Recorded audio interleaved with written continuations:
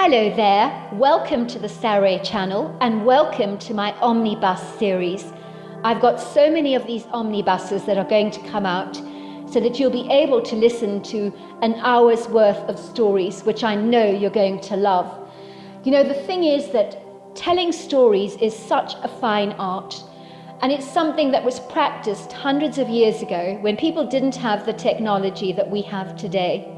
And everyone would gather around the fire and listen to a wonderful story. And also, what is so wonderful about a story is that personally, I think it is the best way to go to sleep. Every night when I go to bed, I always listen to stories. And that's something that parents used to do with their children. It's something that they still do with their children. There's nothing better than a good story. And so I hope you're going to enjoy this series. And before we start, I just want to say, do subscribe to my channel because you don't want to miss out on anything. Because I'm in for the long haul and I want to make sure that you get the most stunning stories to go to bed with at night or to listen to when you want to be one of those people sitting beside the fire and listening. Don't forget to subscribe to my channel and let's get started. I hope you're going to enjoy the omnibus. Dear Sarah and all your lovely listeners, it was a velvety black night, made significantly brighter by an almost full luminescent moon, along with a scattering of silvery stars that glittered, sparkled, twinkled like tiny gems in the vast sprawling canopy above our heads, while the cheerful music of the night filled our ears, from the chirps of the crickets, the croaks of the frogs, the occasional hoot of an owl. In the far distance, the howls of a lone wolf or coyote could be heard from a long way away, while the mysterious ethereal sounds of the night would leave you wondering, second-guessing, what was that? It was like the night enveloped me in a cosy, snug, reassuring blanket, filling me with those quintessential, cosy, nostalgic, wholesome feelings of being one with the natural world.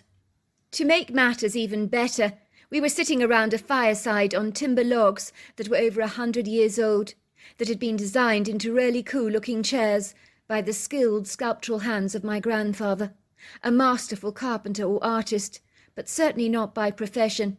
You could say it was more like a lifelong hobby for him. He could miraculously turn a piece of timber into an absolute masterpiece, and many items of his work were sold in contemporary art galleries across America, and were highly sought after by people with eclectic, avant-garde, innovative tastes who appreciated bringing the outside in. The fire crackled, spittered, spluttered, hissed and sizzled, the wooden pieces of timber glowing a vibrant orangey red, as the rambunctious flames danced exuberantly in the fire, while the aromatic wood smoke permeated the air with a pleasing bouquet that reminded me so much of barbecue chicken and sticky spare ribs cooking on burning hot coals. On this provocatively romantic but mellow, enchanting evening, all eyes remained fixed on the flames, as if locked in a hypnotic trance. The gentle, cool breeze blew against the flames, energizing their efficiency, so that the fire swayed and swaggered like an inebriated drunk, as the flames that engulfed the dried timber became ever brighter, taller, higher, wider, against the feisty wind, which, even though on the rather gentle side, had certainly hastened and dragooned its furious burn. At the end of my long fork, my white marshmallow began to caramelize. I pulled it away, removing the squishy, softened candy from the end of the fork, popping it into my mouth. It sizzled on the end of my tongue, melting like butter, infusing my appreciative taste buds with its sweet taste of burnt caramel. I reached for another marshmallow. This was addictive. I had greedily already eaten over a dozen, but then who was counting? If my busybody mother had been around, she'd have given me a firm slap on the wrist and told me to stop being so gluttonous. I could hear her scolding voice right now, droning in my head like a frenzied bee. "If you eat so much sugar, Russell, you'll end up like your Uncle Joe. Now, we wouldn't want that to happen to you, would we?" she would say to me in a condescending voice. My Uncle Joe was terribly fat, Much like a lovable walrus on a sandy beach, he struggled to manoeuvre his voluptuously expansive blubbery girth around our house, getting precariously caught up in doors and toilet cubicles on which his body often became unstuck. My mother had little sympathy for her brother, but now that he was under her strict thumb, as he'd moved in with us against his wise judgment, he was dropping weight faster than water, so no one would need extremes like bariatric surgery under my mother's watch, as she would literally glare at you with furiously offended eyes if you dared even consider a second helping of dessert. Heaven help you if you challenged her in this regard. My mother was a woman of extremes, taking things beyond the reasonable. She'd even put a lock on our refrigerator to prevent Uncle Joe from succumbing to temptation. I felt very sorry for him, as now that he was living with us under his doctor's advice, his days of sneaking trips to Wendy's, Burger King, McDonald's, Taco Bell and Subway were well and truly over. He looked so miserable, poor man. "If you don't nip your sweet tooth in the bud, Russell," my mother would say to me, "you'll end up just like him." I hardly think so, I would say. Uncle Joe ate enough food to sink the Titanic. Besides, he doesn't even have a sweet tooth. He's addicted to burgers and pizza. We were in the open yard outside my grandfather's rustic Montana farmhouse, where he had sold off most of the surrounding property to an affluent farmer, with a crop rotation system of wheat, corn and soya beans, as he'd reached his retirement years, so managing a huge farm would be all-consuming for him. Needless to say, he was very fortunate to be able to keep the illustrious 3-story white colonial farmhouse, painstakingly built from brick and wood, with its minimalistic rectangular shape that had graced our family line for many generations. My grandfather kept a small manageable piece of land that surrounded the farmhouse just for himself, with a stable block, a barn and an open garage to store his multiple farming gadgets, along with his old-world knickknacks that he couldn't bring himself to sell, as over the years he'd grown attached to some of them. They may have been obsolete, and many of them looked so retrograde and archaic, as if they belonged more in an agricultural museum, like an old plough made from wood with metal bolts, an ancient relic from the 1800s, I was told. A vintage classic horse-drawn machine to an ancient thresher that had snorted up vast spirals of black smoke in the Montana fields to bring about better harvests in those bygone days that were possibly used by long-since deceased members of the Murray family. My grandfather Hamish was equally as much a part of this land as the flowering meadows that surrounded it, the lodgepole pines, larches, hemlocks and ponderosas that flanked the land on the right-hand side of the valley. He was now in his early 80s, sporting a full head of windswept white hair, along with a stylish Van Dyke beard, which he manicured regularly to perfection like an old garden hedge, keeping it in tip-top, immaculate, pristine condition. He possessed these piercing blue eyes that sparkled with merriment and humour, eyes that had seen so much in his 85 years of life, from the early introduction of television to the sweeping technologies of cell phones and tablets, something that my Gramps could never ever get his head around. "I don't understand all this technology," he would complain. "I mean, I ask you, what on earth is wrong with a simple household telephone and television set? It's beyond me why people need all these fancy high-tech gadgets these days. If you ask me, the world has become far too complicated and a lot less happy with it. What is wrong with simplicity? It does make life so much easier." My mother told me that when he was a young man he was the town heartthrob. He was tall, dark and handsome in those days, but always charismatic, and this endearing quality had not changed over the years. It was his dry sense of humour, quick wit and teasing manner that had gladdened the heart of many a fair maiden back in his day. We loved coming to stay with my grandfather, all 3 of us, which included my sister Candace, who was 8, my brother Gus, who was 10, and me, of course. I was the oldest at 12. Sadly, my grandmother had died long before we were born, so we had never known her, but by all accounts she had been an extraordinary woman, whom my grandfather described as irreplaceable. After her death, my grandfather had continued to run his farm seamlessly, but now he'd chosen to retire, simply refusing to be parted from the home that had belonged to his family for generations. To all intents and purposes, he was not about to sell off something that meant so much to him, something that was under his skin, in his bones, and in the very breath of his soul. As he had so eloquently put it to my mother, I was born on this land. I played on it as a young boy. I worked and ploughed the soil as a young man. And when I wither and die like a wild flower in the field, I want to become one with this land. And that was final as far as he was concerned. If there were any displeased faint whispers, disgruntled rumblings, or distant murmured suggestions of retirement homes looming on the horizon, those innuendos and imputations were quickly quashed, as my grandfather wasn't having any of it, and quite rightly so. "Gramps," asked my sister Candace, "do you have a scary story to tell us? Please, I love scary stories." I'm not sure this was entirely true, as when Candace heard a scary story of any kind, she was always unable to get to sleep.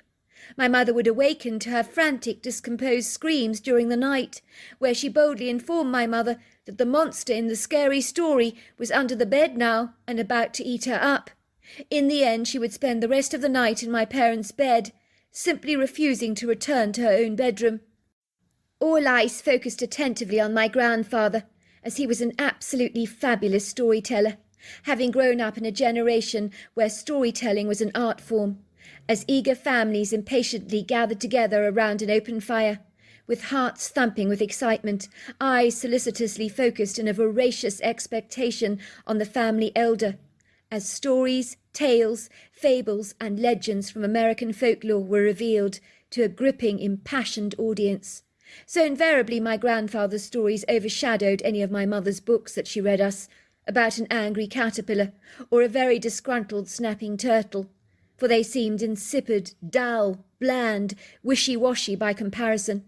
My grandfather's stories were colourful, and over the years he'd told us many, but the best part of his stories was that they were all true.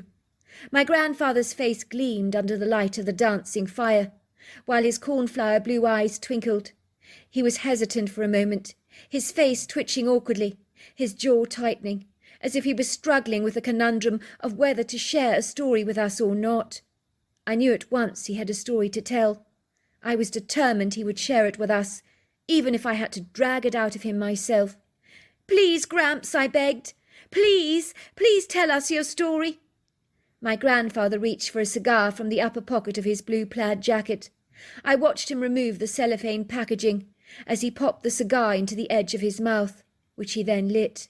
He took in a huge puff, blowing out some wispy smoke from his mouth, releasing a huge sigh, as the smoke infused the atmosphere with an aromatic smell. "Oh, that is good.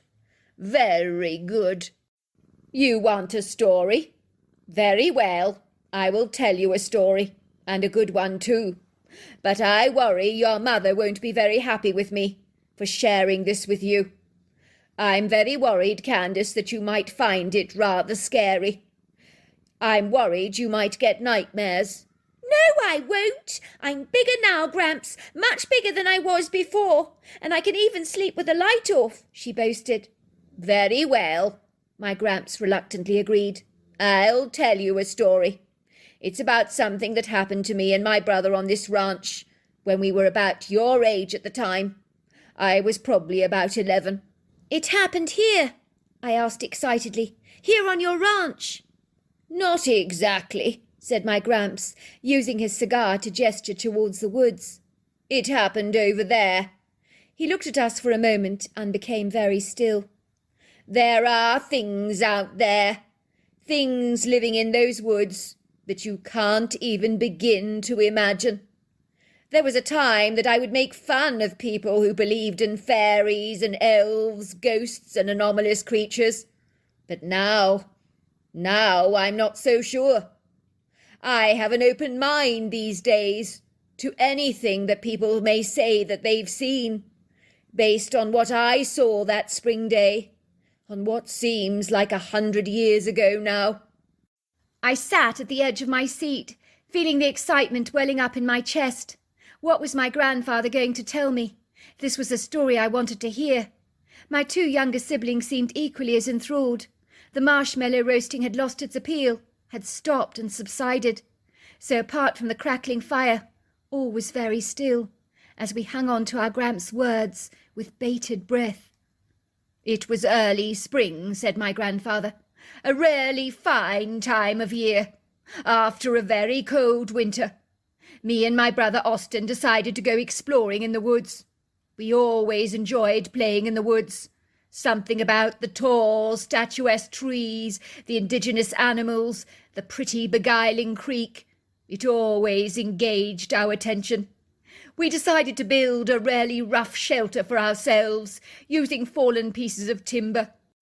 I suppose, even at that young, tender age, I had a propensity to make things. So we were industriously creating our own little secret shelter, a place where we could play card games together, Monopoly, read books, eat our lunch al fresco. We put our noses to the grindstone as we sedulously built our shelter against a large tree, overlooking the pretty views of the creek, where you could hear the rushing sound of the water gurgling over the rocks. It was a peaceful, idyllic and tranquil spot. I'm not sure you know it, do you, boys?" I nodded. "The creek's amazing, Gramps. I get why you liked it so much. I wouldn't mind building a shelter there myself one day." My grandfather continued. "All of a sudden, in the midst of our assiduous building project, if you like, I heard a low, deep, guttural growl. I thought I'd imagined it, but one brief, perfunctory glance at my brother, I knew he'd heard it too. We sagaciously glanced around us from left to right, but saw nothing, so we continued with our project in earnest. All at once, a loud crack of a tree branch above our heads forced us to crane our heads upwards into the tree line, where we found ourselves staring into the savage red eyes of a ferocious monster, who was standing on the open branch, balancing there precariously, as if he was surfing an ocean wave at sea. The branch was struggling to support his weight, for this fellow was easily 300 pounds, and it was cracking. I was astonished. For a moment I doubted what I was actually seeing. It seemed so incongruous with our natural environment. But after a second glance, I knew this was no insidious trick of the light, but boy, did I wish it was. This thing, it was real. It continuously leered at us, with an expression upon its face of malignant malevolence, stretching back its lips to expose a full jaw of jagged canine teeth, while an invidious growl radiated from the back of its throat in a low, guttural rumble. This hideous thing was tall, willowy, powerfully strong, with a humanoid-shaped body, covered in long, sleek, dense black hair, clawed hands with talons on both hands and feet. The face on this creature was like a Rottweiler dog. Its skull was prelate and slender, with a light, thin framework resembling a triangle on equal sides with blunt angles that formed a short muzzle. I also discerned it had a long, wispy tail.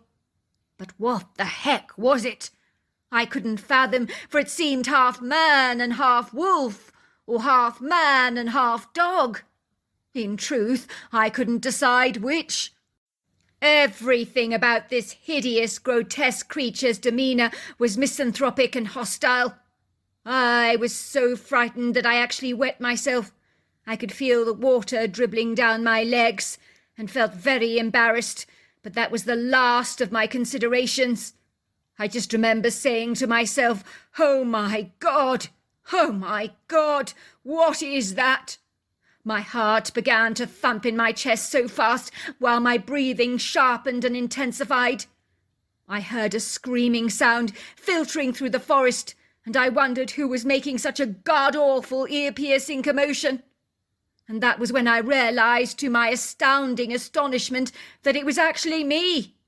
I was the one screaming at the top of my lungs, while my brother was whimpering like a cowering dog. Everything about this beast was heinously evil, guilefully duplicitous. There wasn't a doubt in my mind that this creature was exceedingly intelligent. I was unequivocally aware about one thing. It wanted blood. It wanted our blood. "Do you think it wanted to eat you, Gramps?" asked Candace. It wanted to kill us, more based on its abhorrent loathing it possessed towards us, rather than having an easy meal. My knees at the time were buckling under my legs like a crotchety camping chair. This thing glared at us with blazing red hostile eyes, making us astutely aware that we were both in real perilous danger. I could feel, taste, smell, sense danger with every fibre of my entire being.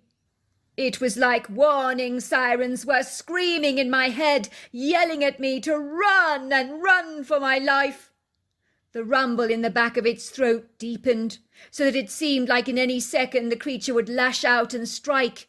I screamed at my brother. "Run!" I cried. "Run! Run!" I could hear the creature bounce off the branch of the tree, landing on the ground so gently, with a similar buoyancy and resilience to your household tabby. I was struggling to run. The terror consumed me, making my legs feel as though they were weighted down by concrete blocks. But I broke through those hindrances with a steely grit and determination that seemed to finally fire up my legs into motion. But the next thing I knew was this thing had seized me by my arm, prostrated me to the ground, where his body pounced upon me like a lion over a deer. He straddled me with his human-like legs and streamlined torso, launching down upon me with his weight, while he bit my neck. I could feel the sharp incisors tearing into my flesh. I remember thinking, so this is what it feels like for a deer when it's attacked by a mountain lion. It was so surreal. But I will tell you something that surprised me, is that it didn't hurt at the time.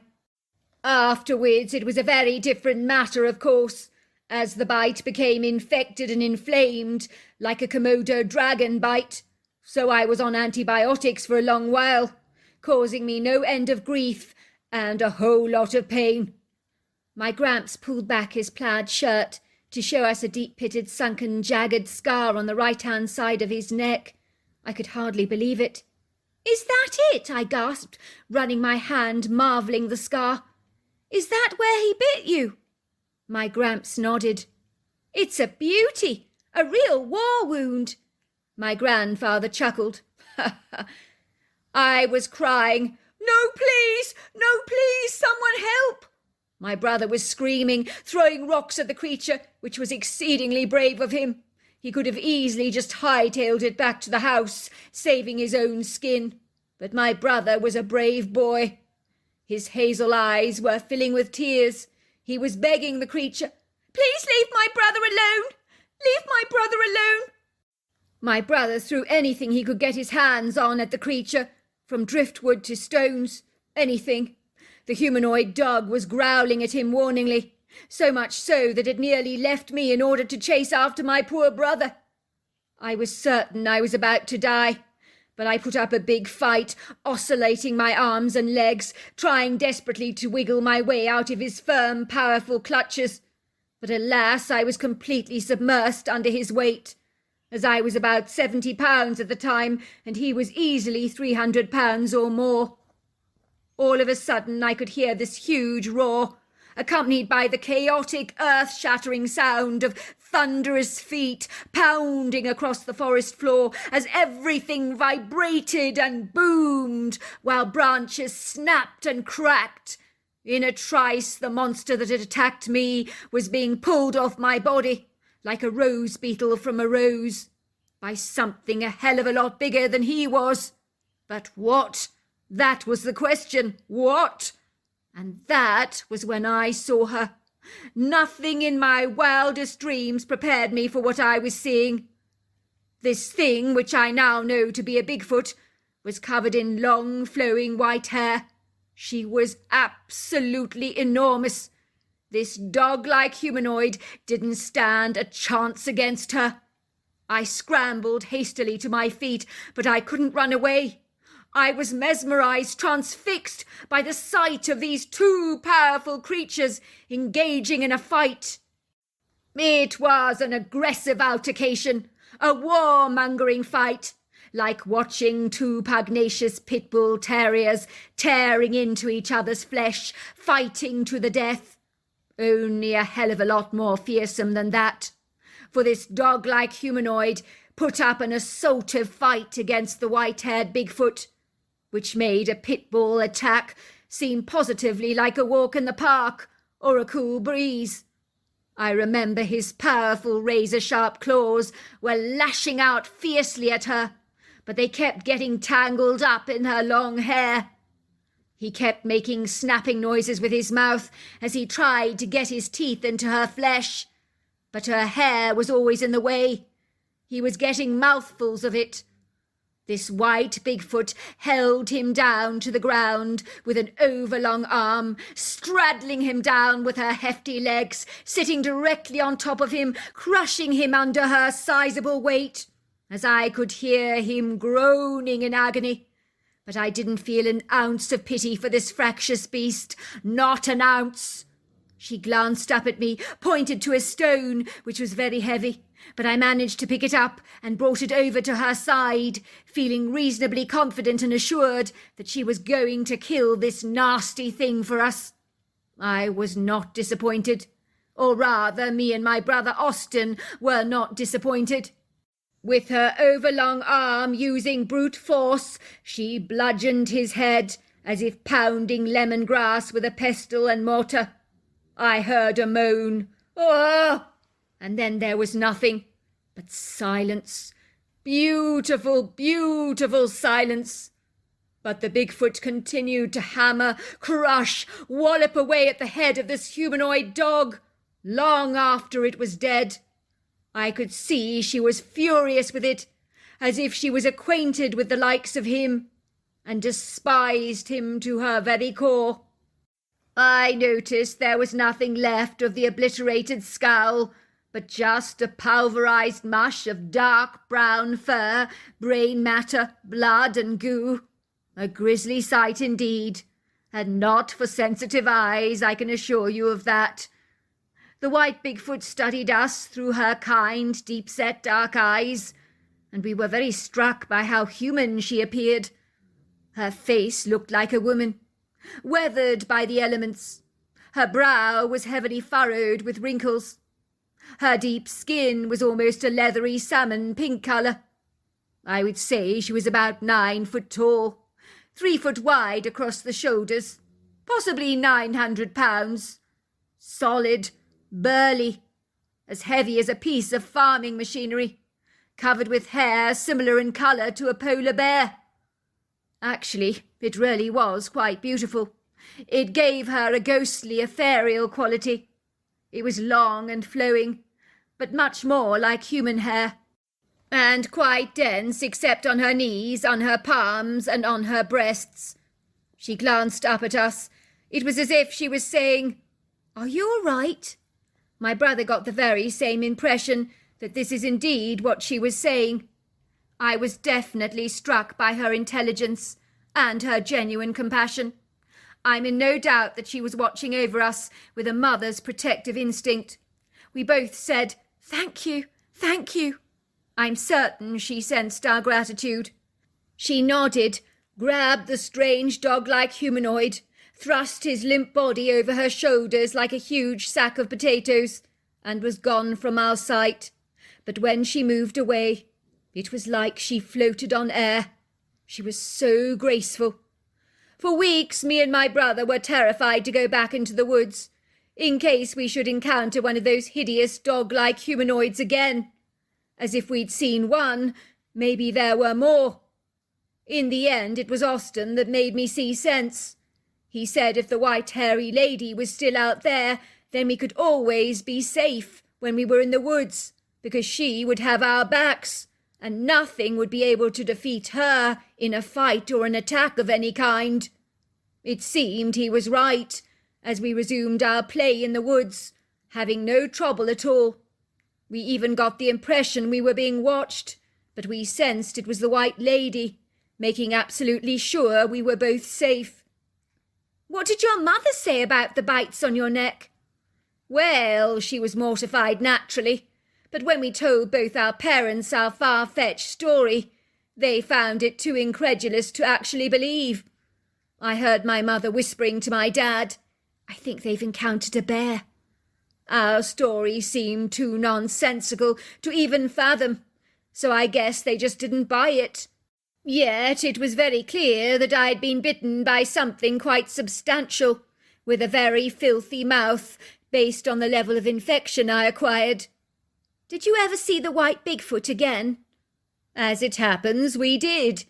It would seem one of the farmhands had lit a cigarette, failed to stub it out, which on a farm is not the wisest thing to do, as anyone will tell you. My grandfather was always warning him about it.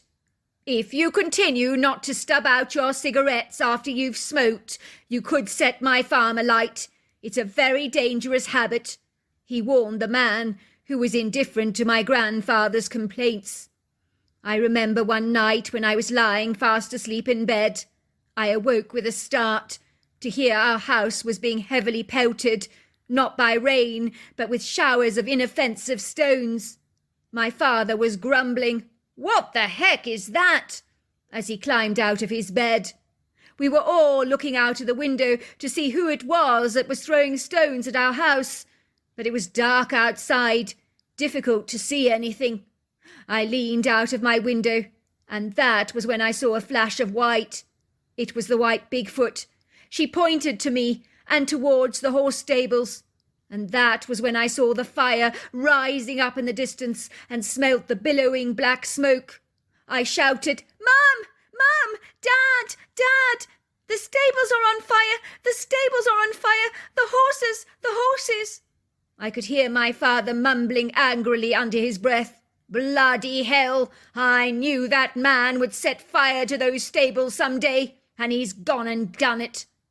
We all dashed out of the house towards the stables, fearing the very worst. We were certain the horses could not have survived that fire. We were filled with nauseous feelings of impending dread. I remember we stood around the stables, watching the roaring flames whizzing into the air. No one said a single word. It was very quiet, as tears filled our eyes. We knew that 15 of our horses were almost certainly dead. The entire stable block was engulfed in flames. My mother was sobbing, because her favourite beloved horse, Brigadier, was caught up in the inferno. I remember she collapsed on the ground in a kneeling position, pounding the grass with her fists.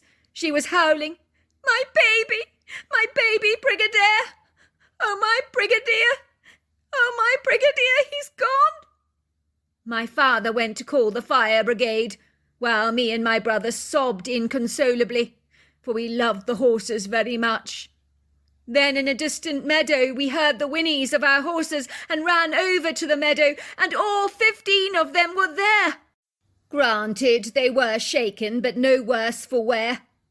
That was when I realised that the white Bigfoot had rescued all those horses, saved their lives from the stable, probably broken down the door before it became engulfed in this inferno. She was the one that alerted us to the fire. Of course, I never told my parents about the white Bigfoot, but I told my brother, as he, I knew, would believe me. My brother said, "Didn't I tell you she's looking out for us?" We chose to call the Bigfoot Moon Dancer, because she was the colour of the moon, and when she ran, she looked like she was floating on air. She was so graceful. Wow! That's an incredible story, Gramps. Do you think she might still be around today? My Gramps shrugged. I hope so, but she would be very old now, no doubt about it. She was a magnificent creature who saved all those horses, put a stop to a dreadful fire that could have got seriously out of hand, and possibly even burnt down the farmhouse. Suffice to say, my father sacked the farmhand the following day. "You nearly killed my horses! I want you off my land right now, and if I don't see you ever again, it'll be too soon." "I'm sorry, sir," he'd said. "Give me a second chance. I won't ever smoke again, I promise. I'll put all my stubs out from now on. I can't trust you. 15 of my horses nearly died last night because of your apathetic, nonchalant attitude. It was then that my father rightly began to ponder as to how the horses managed to escape that dreadful inferno. How had they got out of the stable? And who had pelted our home with stones to alert us to the dangers of the fire? That was something that rarely bothered him for a long time. It was a huge conundrum for him. My mother, being very religious, believed God had sent an angel to save the horses, which I suppose you could say he did, in a manner of speaking. So your parents never did see the white Bigfoot, then? Well, no, not on that occasion, said my Gramps, taking another puff of his pipe. But my mother did see her once, he said, a huge smile bursting onto his face. My mother had taken our poodle out to do its business in the middle of the night. The next thing we knew, my mother let out this most god-awful scream that vibrated through the entire house like an ear-piercing ambulance siren. Everyone dashed down the stairs, thinking that something quite terrible had happened. My mother continued to scream, even when she was in the kitchen. She just wouldn't stop. She was like a trilling, annoying alarm clock that you could never switch off unless you broke it. So my father slapped her across the face, something he'd never done before or since, but he had to stop her from screaming. What the heck is wrong, Sonia? My mother stopped screaming, but her eyes grew wide and she began to tremble. I've seen a ghost! I've just seen a ghost! What? I told you! I've seen a ghost! At this, my father looked confounded. Where did you see this ghost? My mother trembled, her whole body wobbling like a jelly. I was taking Pixie for her pee. Then I saw it floating across the lawn. It was big, hairy. It looked directly at me. The ghost, it looked at me, she said, her eyes growing ever rounder. And then it floated into the woods. It was the scariest thing I've ever seen in my life. You poor, poor thing, said my father, cradling my mother in his arms. You've had a nasty shock. Of course, me and my brother burst out laughing, as we realised my mother had seen Moondancer. Of course, our sniggers went down with my parents like a lead balloon. You boys should be ashamed of yourself, said my father, laughing at your mother like this, when she's had the fright of her life. But Dad, she didn't see a ghost, I protested. How dare you, son? Such insolence! You disappoint me. If your mother says she saw a ghost, she saw a ghost. Do you hear me? But Dad... No buts, son. You and your brother. Your insolence I've had enough. You go to bed right now. Do you hear me? We dutifully obeyed. My mother went to her grave believing she'd seen a ghost. I promise you there wasn't a dinner party that she didn't host where she did not reveal her strange encounter with a white hairy ghost. All her guests were delighted in hearing her account again and again and again. That became exceedingly exaggerated over the years. To cut a long story short, me and my brother were blown away by the story my grandfather shared with us. But of course, as we expected, Candace was beginning to have nightmares at night as a result of my grandfather's story. So my mother came down on him like a ton of bricks. What are you doing, filling my children's heads with outlandish stories? Candace can't get to sleep at night because of you. I hope you're happy with yourself, Dad. Do you have no understanding of children?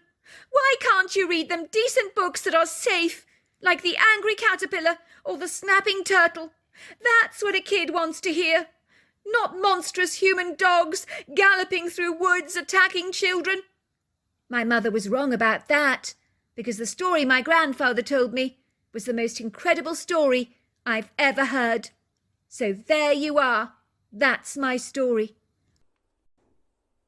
Dear Sarah, and all your lovely listeners.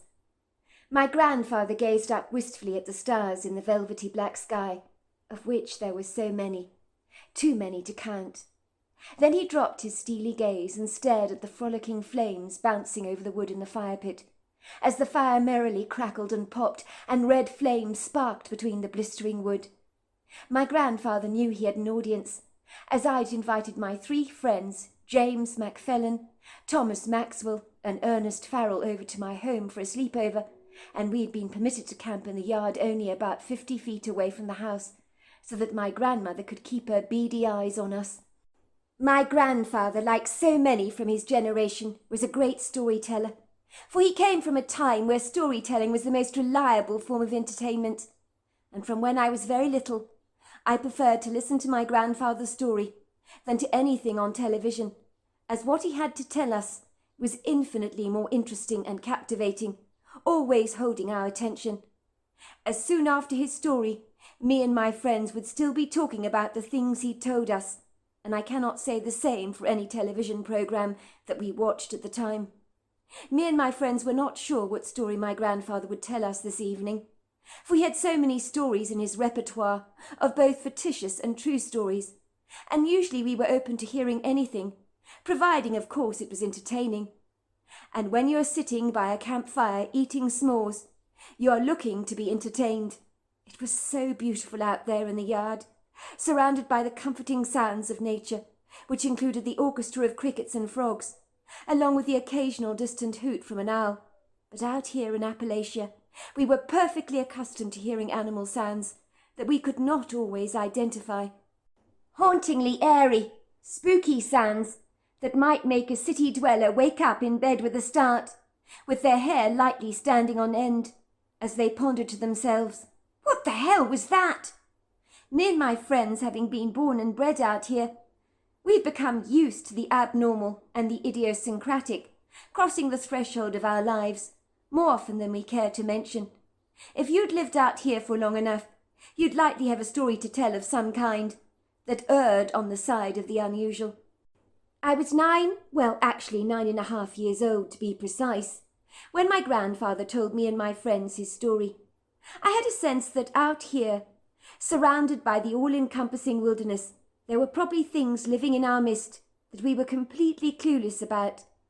You'd have to be ignorant to assume otherwise, as there are vast stretches of uncharted wilderness all over America that have yet to be explored, and Appalachia is no exception to that rule.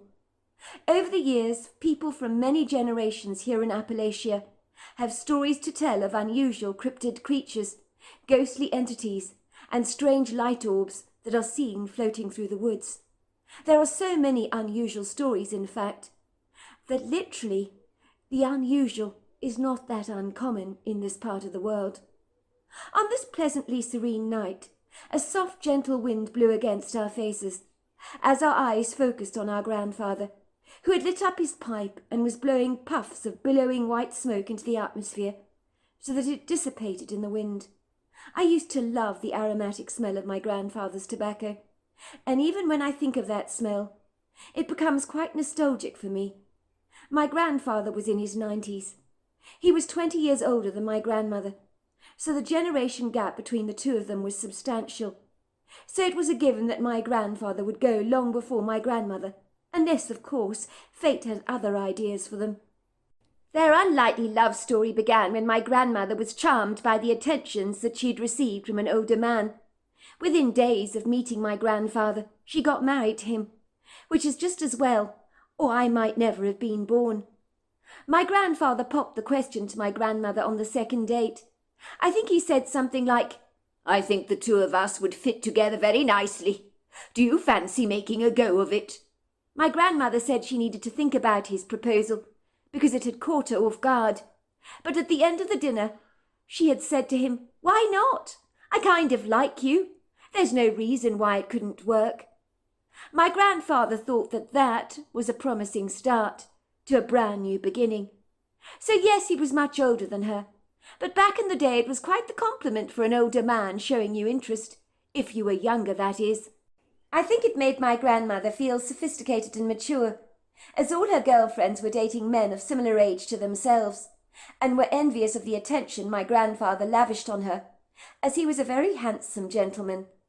My grandmother was to discover on meeting her in-laws that she happened to be a dead ringer for my grandfather's mother. They could quite literally have been sisters, so maybe men do marry women that rather remind them of their mothers. It would seem that despite the age differences, my grandparents loved the bones of each other, and within a year they were very much in love. For a man of his advancing years, my grandfather was sturdy on his feet and robustly healthy. Over many years he'd worked as a motor repairman, usually repairing mining motors among other things, for the coal mining industry that at one time had been booming. I think my grandfather had worked long and hard, getting his hands filthy dirty and his heart pumping vigorously, that his physique was still in excellent shape, almost as if his body had forgotten how old he actually was. My grandfather was the only father figure I'd ever known in my life, ostensibly like so many people in Appalachia. When I was born, I was badly affected by my mother's indulgent drug habit. I was actually addicted to heroin. My mother had experimented with all manner of drugs, not bothering at all that she was pregnant with me. In the beginning it was marijuana, then it was oxycodone, pain meds, methamphetamines, and finally heroin, which was my mother's go-to drug that her body ravenously craved. This explained why I was born half the size of a normal baby. Indeed, I was so fragile, the doctors were not sure I'd survive the night. I surprised them all, as I was a tenacious little thing, determined to make my place in the world no matter what. My grandmother was afraid to hold me, lest I should break. "Look what your drugs did to the baby," she said to my mother. "Your son could have died in your womb because of your drug habit. You have not thought about your baby for this entire pregnancy. How can you be so dreadfully selfish?" My mother's curt reply was, "It's not my fault he chose to be born. I didn't ask for him, did I? If you've got an issue with my having a baby, take it up with God." My mother was a hardened drug user. She had absolutely no interest in me from the get-go. She didn't even bother to name me, so my grandmother chose to call me Emmett Howard Fromage. To all intents and purposes, when drugs consume your life, the only thing you care about is accomplishing your next high. Nothing else matters, and it's amazing the industrious things drug addicts will actually do to raise the funds to acquire their drugs, for they absolutely have to satisfy the addiction, no matter what, which becomes like an itch you have to scratch and cannot ignore. When I was born, my mother practically dumped me in my grandmother's lap, when my grandparents visited her in hospital and said, "Since you like him as much as you do, he's yours." And she left the hospital forthwith, within hours of having birthed me, to seek her next high. I've never been offended by her blatant disregard of me, as having lived in Appalachia, I've seen firsthand what drugs do to people, and they turn many people into zombies, especially if you're indulging in the hardened drugs. There are, of course, people I know, from all walks of life, that manage their drug habit while they actually work, as a schoolteacher or a mechanic or something like that. But it has a lot to do with the kind of drugs they're taking, and their own body's reaction to the drugs. But everyone knows getting addicted to any kind of drug is a slippery slope, and out here in Appalachia, it's a huge problem. I have no idea who my father is, which is why it's a mystery that has confounded my life, as everyone likes to know where they come from. Regretfully, my mother would sell her body for money in order to support her habit, and I suspect my father was one of my mother's many clients. Some might describe him as a sperm donor, if you're being brutally unkind, that is. I often wondered if he realized he'd sired a child he knew absolutely nothing about. Probably not. Here in Appalachia, there's a huge increase in prostitution for this very reason, as women desperately want to support their drug habit, so selling their body indiscriminately is a way of gaining the funds they need. Because when you're desperate for drugs, your code of ethics goes down the plug hole with the dirty bathwater. I know people here that do anything they can to pay for drugs, and when I say anything, some of it is not pretty at all. I was an accident that my mother had never anticipated, which is just as well, as I have absolutely no doubt she would likely have aborted me if she discovered she was pregnant with me. but I still think it's debatable whether she'd have been responsible enough to even go to the clinic to address her pregnancy in the first place. Like so many who are nursing a drug addiction, my mother's life was plagued by denial, avoidance, and apathetic insouciance. I understand she didn't realize she was pregnant until 7 months down the line, as due to her drug habit, her pregnancy bump was so tiny and inconspicuous it was barely discernible. I suspect my mother thought she just picked up a wee bit of weight, but I understand she was painfully thin, so even a tiny bulge on her body must have been blindingly obvious to most. When she realized she was pregnant, thanks to my grandmother, who knew at once what the telltale bump on my mother's belly actually was, it was too late in the day for her to get rid of me. But even after it was affirmed by the doctor that she was indeed with child, she never received any prenatal care, nor did she attend any checkups or even try to address her drug addiction. No matter how much my grandmother persuaded her to take care of her health because she was carrying an unborn child inside her belly. In truth, she might as well have been talking to a brick wall, as my mother cared not for the life growing inside her, probably because she didn't care about herself either, which spoke volumes. When it came to my mother, like any other drug addict, the only thing you focus on is your next fix. Nothing else mattered. My grandparents had tried to get my mother help. Of course they had. But she didn't desire to abandon her habit, and there's nothing you can do to impose your will on another. So my grandparents knew that my mother's days were numbered, and they were not wrong about that, as there's only so much abuse you can put on the human body before it begins to fight back and says enough is enough, and finally begins to shut down. I have seen this too often here in Appalachia. Too many wasted lives stolen by drugs. If people knew what drugs did to their bodies, they'd never even take their first drug. But the dealers from the drug cartels are cunningly clever, and they try all the tricks in the book, like lacing the joints with hardened drugs so that you quickly get addicted. As a consequence, you'll likely think that the joint you smoked happened to make you feel really, really good, and you want more where that came from. So the dealer will tell you what was in the joint, and then slowly but surely you find yourself sucked into an addiction you never for a moment saw coming. When I was 3 years old, my mother was found lying dead in an abandoned house, of which there are many in Appalachia.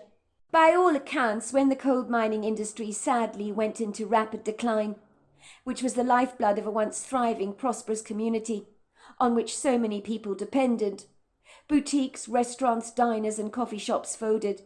The Walmart closed, which really was the beginning of the end, as you had to go further afield to get to a big store, or otherwise you'd have to make do with buying snacks from a mini-mart. So many houses that belonged to the coal mining managers and people of affluence at the time, that were like grand mansions with stunning architecture, were abandoned. So Appalachia soon became like a ghost town, as the people left thanks to the government's insistence on shutting down the mines, as it was believed that mining coal was not good for the environment. Such actions desolated the people in my part of the world, many that would be starving were it not for coal. I think the mass exodus of so many people, especially young people, leaving our part of the world, gave rise to a deep depression, a sense of abandonment, loneliness, boredom, which might have been the catalyst for so many turning to drugs. Not that I'm trying to make excuses for people, because in my grandfather's day, people never got bored or unsatisfied with their lives, as they are now. Some say that our lifestyles have turned us away from the natural world and vandalized the free spirit within us. So yes, my mother was sadly found in one of those desolate houses, with a needle halfway stuck in her arm. It really was tragic. The coroner said that it wasn't actually the drugs that killed my mother, but a weakened heart that gave out due to the overuse of drugs on her system. Finally her body just packed up like an old washing machine that had had enough of washing soiled garments, and reluctantly just gave up the ghost. My grandmother informed me that my mother's body could have rotted away in this abandoned building for months on end, never to be found, had it not been for a lucky chance encounter by two backpackers from Ireland. They were tackling a nearby trail and walked past the house, alerting the police to a foul smell that needed investigation, as one of the backpackers knew what that smell was, as he'd worked in a mortuary before. My mother's tragic demise cut my grandparents to the quick, but her fate was inevitable. If you pursue drugs as a recreational activity, that is, especially cutthroat drugs like heroin and cocaine. Let's just say there are no happy endings unless you get help in time. And for many people in our part of the world, they don't actually want help. It's like the drugs gives them an excuse to escape from the responsibility of life. Having said that, I do know of many people who have courageously given up drugs, but every day is a perennial struggle to overcome the longing that they have to go back to the habit. But everyone knows once you give up drugs and return to them the second time around, then it's 1,000 times worse. Growing up, my grandfather had an amazing thick shock of white hair. It was absolutely magnificent, and there was no sign of a receding hairline. He had a full white beard, along with a distinguished walrus moustache. At one point in time, he claimed he'd won first prize for the most esteemed moustache in a competition in Appalachia. The competition took place in 1962, and there had been a sign up in the post office saying, "Have you got it in you to grow an outstanding esteemed moustache? If you do, you stand to win a fabulous cash prize." My grandfather got first prize for the most venerable aristocratic moustache, and people entered from all over the country.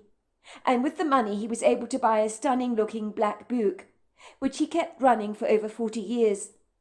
At the time my grandfather's celebrated moustache was seen in many commercials on television. Ever since that time, he had fastidiously kept the moustache manicured and pristine, so much so that when I was little, people would stop him in the middle of the street and say, "Sir, I really like your moustache. How do I grow one like that? Can you give me some tips?" My grandfather would give them some advice, and many attempted to grow a moustache like my grandfather's, with a little measure of success, for nobody could grow a moustache quite like him. All eyes were on my grandfather, as he blew out wisps of smoke into the dark night, as me and my friends waited in excited anticipation for a story. Grandma Rose shook her head and said, "Oh, for goodness sake, Howard, get on with it, will you? The children are dying to hear your story. Don't keep them in suspense. You really are the end like that." It was James Macpherson that said to my grandfather, "Please, Mr. Fromage, please will you tell us a very, very scary story? A true scary story. Do you have a scary story to tell us, Mr. Fromage? I like scary stories." My grandfather's blue eyes, that were incredibly pale, were feathered by a road map of wizened fine lines. They grew as wide as saucers at my friend's remark. "You want me to tell you a true scary story, do you? You're camping in the yard tonight, in a tent, I'd like to remind you," he told him gingerly. "I mean, is that a good idea? What if you fail to get a good night's sleep, lying there in your sleeping bags? My story might give you nightmares. I wouldn't want to be responsible for depriving you of a good night's sleep." We all chorused that we wanted a true scary story, and we didn't care about not being able to get to sleep. And then my grandfather ran a hand through his beard, tugging it like a church bell, as if undecided whether to oblige our request or not. "Go on, sweetheart, be a sport. If they want to hear a scary story, give it to them. If they're scared during the night, it's not a train smash, you know. They can abandon their campsite and come back indoors. They can sleep in the bedroom there. You know, children, how much they love scary stories. Don't deprive them of that fun. How about you tell them what happened to you and your brother when you were boys? Now that was a hell of a scary story if ever I heard one." "Very well. I will tell you a scary story. It'll make the hairs on the back of your neck stand on end," my grandfather told us. "Do you want to hear that?" he asked us. "Yes, please," we chorused enthusiastically, clapping our hands in delight. My grandfather reflectively blew out a puff of his smoke, so it spiraled into the ether and eventually dissipated. With eyes fixed on the flames of the fire, he said, Let's get started, shall we? As I was telling you, I'll give you a story that will knock the socks off you and challenge everything you thought you knew about this world of ours. As you know, I grew up here in Appalachia, not very far from where we live now. And life back in those days was very, very hard indeed. I had 4 brothers and 3 sisters, as my mother kept bringing more and more children into the world, which was rather incredulous. We were reasonably well off compared to some other people in these parts, but we were not immune to our own financial struggles. But despite everything, we loved each other very much, and what we lacked for in money, we made up with plenty of love. As children, we would spend an infinite amount of time out of doors. We had not the modern conveniences of the internet or television in those days, but I think we were happier than kids today. I really do. Many who seem to have lost their purpose, hence the huge problems with drugs these days. We kept ourselves fully entertained all day long, sometimes playing around the place in our bare feet. We lived in a cabin in the woods, and during the winter my mother would line our walls with newspaper to insulate the entire house. My father would chop so much firewood. If you looked outside the window, there was a pile of chopped wood that resembled the Leaning Tower of Pisa. It was quite spectacular. Me and my 4 brothers shared a large bed together. We were young at the time. It was comfortable sharing a bed together and very warm during the winter months. But when we got bigger, we had to make other sleeping arrangements, because 5 boys sharing a bed together just wasn't going to work long term. One night when we were sleeping, my brother Martin began to shake me out of my slumber, and that was a mission for him, for I was a very deep sleeper. Still am, as it happens. Me and my brother Martin were very similar in age. I think there was only 18 months between us. We did everything together. My other 3 brothers remained fast asleep in bed, but Martin did not wake them up. My brother was shaking like a leaf, pointing at the window, his eyes wide with terror, so I knew at once something was up. We did not have the luxury of curtains in our cabin, as that was something we could ill afford.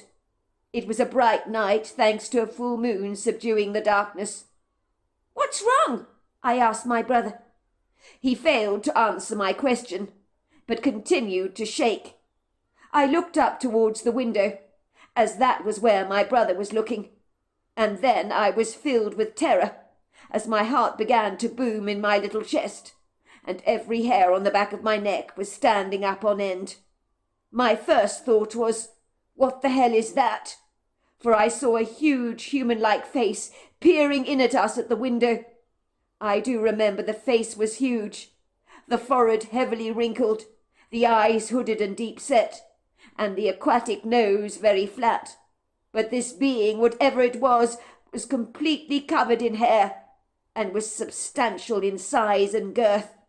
He took up the entire window, and this thing was hunched over, peering in at us, like a giant looking in at the dolls in a doll's house. It was rather like that.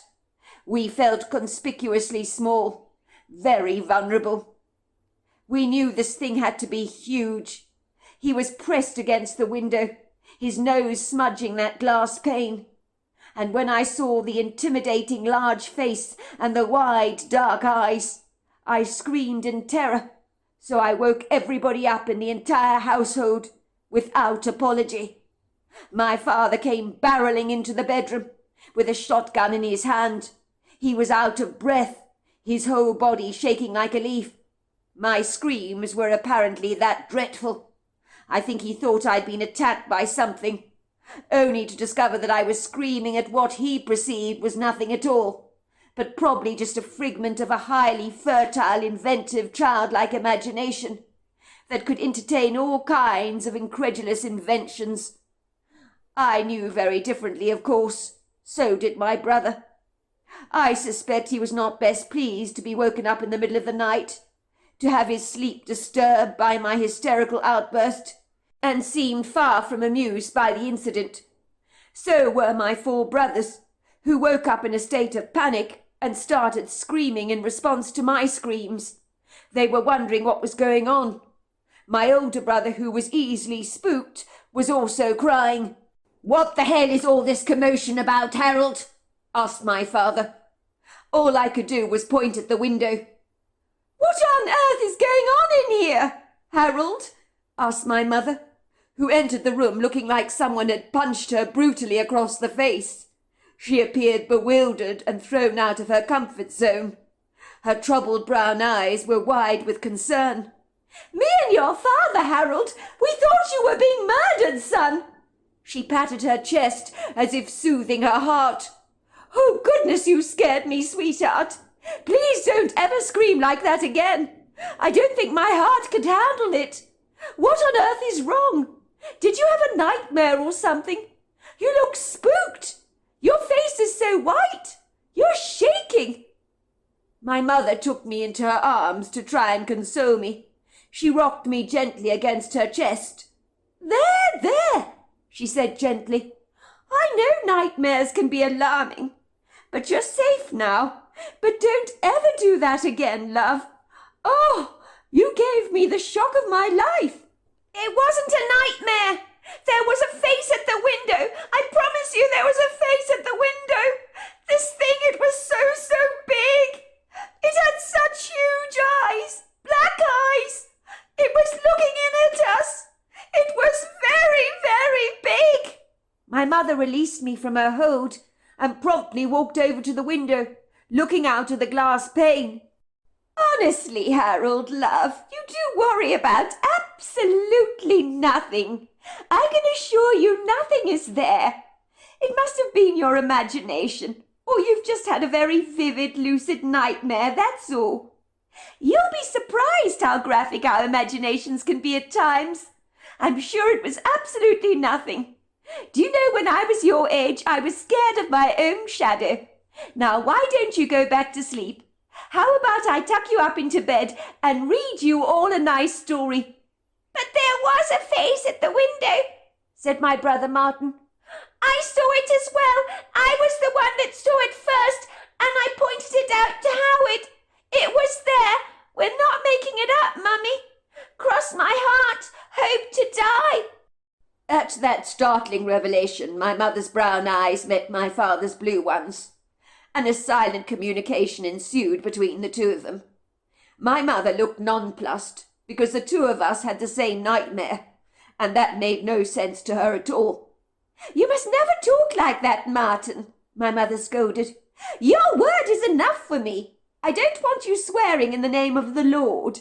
Even so, I'm sure you saw nothing at the window," said my mother, sitting next to me by my side. At this point, my brothers were unduly alarmed, having heard that both me and Martin had seen a face at the window, so they became quite scared. "Don't you worry, sweethearts. Your brothers claim they saw a face at the window, but I'm sure it was nothing. Your father's going to check it out, aren't you, dear?" "That's right, I am, to allay your fears. But I assure you nothing is there. I'm certain of it." The suggestion that there had been a face at the window, seen by both me and Martin, brought pandemonium in our household, and by this time even the girls had been woken up, so everybody was very much on edge, as we waited for my father to come back from patrolling the premises. We could hear him walking around the cabin, his heavy boots grazing the stony pebbles. He investigated the entire property and promptly returned, saying there was nothing out there at all, and that we had nothing to worry about. Nothing had been remotely disturbed. Everybody calmed down significantly, and my brothers gave me and Martin a hard time for scaring them so needlessly. We were told we'd made the whole thing up. I think both my parents thought me and my brother Martin were simply feeding each other's imaginations, seeing things that weren't there. I even heard my mother tell my dad in a low voice that she suspected it was just a nightmare. "But my God," she said, "that scream of Howard's! He put the fear of God into me," she told him. "If he ever screams like that again, you'll have to ferry me away in an ambulance, because I will quite literally have a heart attack." "Kids will be kids," my father told her fondly. "At this age, you know what their imaginations are like. They're ripe with suggestion." I remember me and my brother felt significantly annoyed that no one believed our account, even when we pointed out the smudges on the outside window the following morning, which I suspect my family thought I'd put there myself. The very next night, verbatim, the same set of circumstances repeated themselves, like a video recording, where the screen replays. My brother woke me up, shaking with terror, pointing to the window, where I saw the face again. This time, against all the odds, I did not scream, but I was gobsmacked by the gargantuan thing that was staring in at us through the window, and this time he didn't seem to be going away, but just stood there, gawking at us. Me and my brother found ourselves unwillingly looking into this creature's eyes, but our very best efforts to resist its powerful hold over us were impossible to resist, for we simply could not look away. He seized our gaze, and we were drawn to look directly into his eyes, like iron filings to a magnet. It was like he sucked us right in. As incongruous and unfathomable as it may sound to you, I did not remember anything after that moment of unwillingly staring into the outlandish creature's yellow eyes.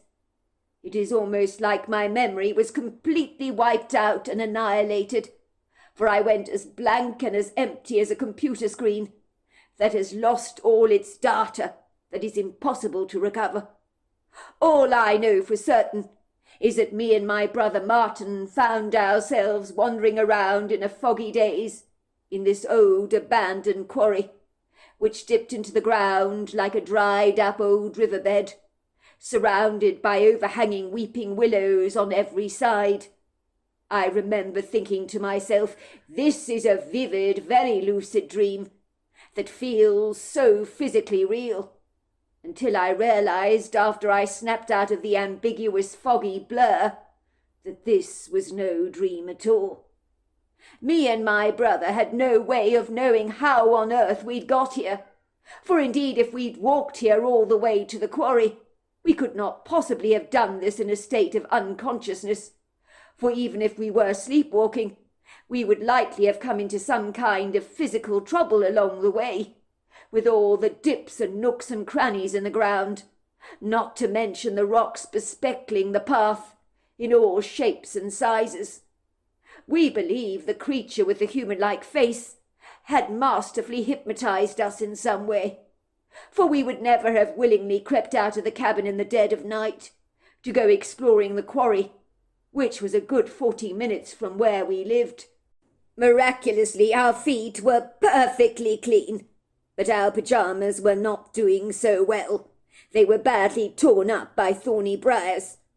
We wondered whether in a trance-like state this huge creature that had stared at us from our bedroom window had guilefully persuaded us to leave the cabin, and subsequently carried us on his powerful back to the quarry, for this would certainly explain why the soles of our feet were not remotely dirty.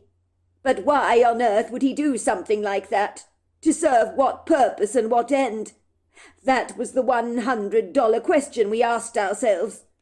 But it would almost certainly explain why I found a few stray long black hairs on my pyjamas, that I knew unequivocally belonged to the humanoid creature, for they couldn't have come from any of us. I do remember at one point in my semi-conscious state feeling as if I was being jolted around like a jelly bean in a glass jar, which made me connect the dots and guess that he had carried us here. At the time it had felt like a journey in a dream, but now I wasn't so sure. Me and Martin were terrified to suddenly find ourselves in the quarry, on a bright starlit night with a magnanimous pearly moon that illuminated the quarry in the way that made everything look hauntingly ethereal. I had always been intimidated by the dark, so I was not best pleased to find myself out here in the middle of the night. It was waking up to a living nightmare for me, it surely was. My brother looked at me in a bemused sense of confoundment. He always looked to me for guidance and advice for some reason, although God only knows why. almost as if I had all the answers, which I clearly did not. "I don't understand," he stammered. "What are we doing here? And what is that horrible smell?" he said, wrinkling up his nose in disgust. "It's really, really bad. What is it?" We could smell something foul on the wind, as if something had died. It was really nasty, like nothing I've ever smelt before or since, I hasten to say. I remember feeling like I wanted to hurl up the contents of my stomach. The back of my mouth was burning, and my eyes began to seep with water, almost as if I was chopping onions. Even years later, the memory of that rank smell still gets to me at times. You don't forget a smell like that. "I don't know," I said. "I don't know. The smell is gross. I think the hairy thing that we saw at the window, I think he brought us out here. All I remember is looking directly into his eyes. I don't remember anything after that. Now we're here. How do you explain that? The only thing I can definitely ascertain is the creature somehow persuaded us to leave the cabin, using some kind of hypnotic effect on us. We must have been in some kind of trance. I think he carried us here, because my bare feet are still clean at the bottom," I said, inspecting the soles of my feet to affirm my findings. I was to discover that my brother's feet were also meticulously clean. "But how can that be?" my brother asked me incredulously. "How could he do that to us? We were in our bedroom back at the cabin. Remember, I woke you up because I was terrified, because the face was at the window again. I remember that very vividly. Our brothers were all fast asleep. I know we would never willingly leave our bedroom to follow this thing outside and come all the way to the quarry like this in the middle of the night. I wouldn't do it, and neither would you. So why are we here? I don't understand any of this. If the creature brought us here, he must have had some kind of objective, surely." "I think he had magical powers," I exclaimed. "He bewitched us in some way, made us leave the cabin, without even being consciously aware of it. That's magic, it is. If anyone heard us leaving the cabin, they would likely have thought we were using the outhouse. If we had known what we were doing, we would never have followed the creature. So it had to have been done unconsciously, in a dreamy state. He had power over us for some reason, reasons that I can't understand at all." "You mean like walking in our sleep?" my brother asked me. "Possibly," I said. "Something like that. There is no other plausible explanation, is there?" "I'm scared. I'm really scared," said my brother. "I want to go home. What if that thing that brought us here is still around?" he said, looking around himself nervously. "You don't think he wants to eat us, do you? He could be watching us right now." My brother began to tremble and shake, looking around himself all the time very carefully, as if he expected to see the hairy beast that we'd seen staring at us through the window. It was as if he was expecting the thing to come charging towards us in any second, but there was no sign of the creature anywhere. It was all cloyingly silent in the abandoned quarry, as even the sounds of crickets and frogs was rather mute, which made us all the more uneasy. My father had always warned me growing up that if it's unusually quiet, there is likely a predator around. Was this thing that had brought us here clandestinely in the middle of the night, watching us, while taking cover behind the dark shadows of some of the gnarled-looking willow trees? We could not be sure. For some incongruous, inexplicable reason, we both appeared to be on our own in the quarry, as if we'd been offloaded here like a couple of sacks of cement for a building project. The quarry was quite expansive, furnished with stones of all shapes and sizes, lots of loose sand. It was more than a little intimidating being in a space like this at night. I felt rather spooked, I have to say, my heart heavy with trepidation. I had no way of consoling my brother Martin, for I was equally as disquieted and dismayed as he was. I had no comprehension of why we'd been mysteriously brought out here to the quarry at this ungodly hour of the night, but I reasoned that we had been brought here for some purpose, although what it was not yet realized. The only thing that occurred to me, as a passing abstract thought, was that if you extract sardines from a tin, you want to eat them, don't you? In the same measure, we had been extracted from our own bedroom for unorthodox reasons we could not explain, and I could only hope that this thing, whatever it was, did not intend to eat us. There is no doubt in my mind that I had seen it staring at us from the bedroom window in our cabin. It was hard to believe that we had been lured out here, while my other brothers remained blissfully fast asleep, unaware of our unfortunate plight. It was hard to fathom that we had not succeeded in waking them up, for if we had done so, they would more than likely shaken us out of our hypnotized state. We knew one thing with crystal clear clarity.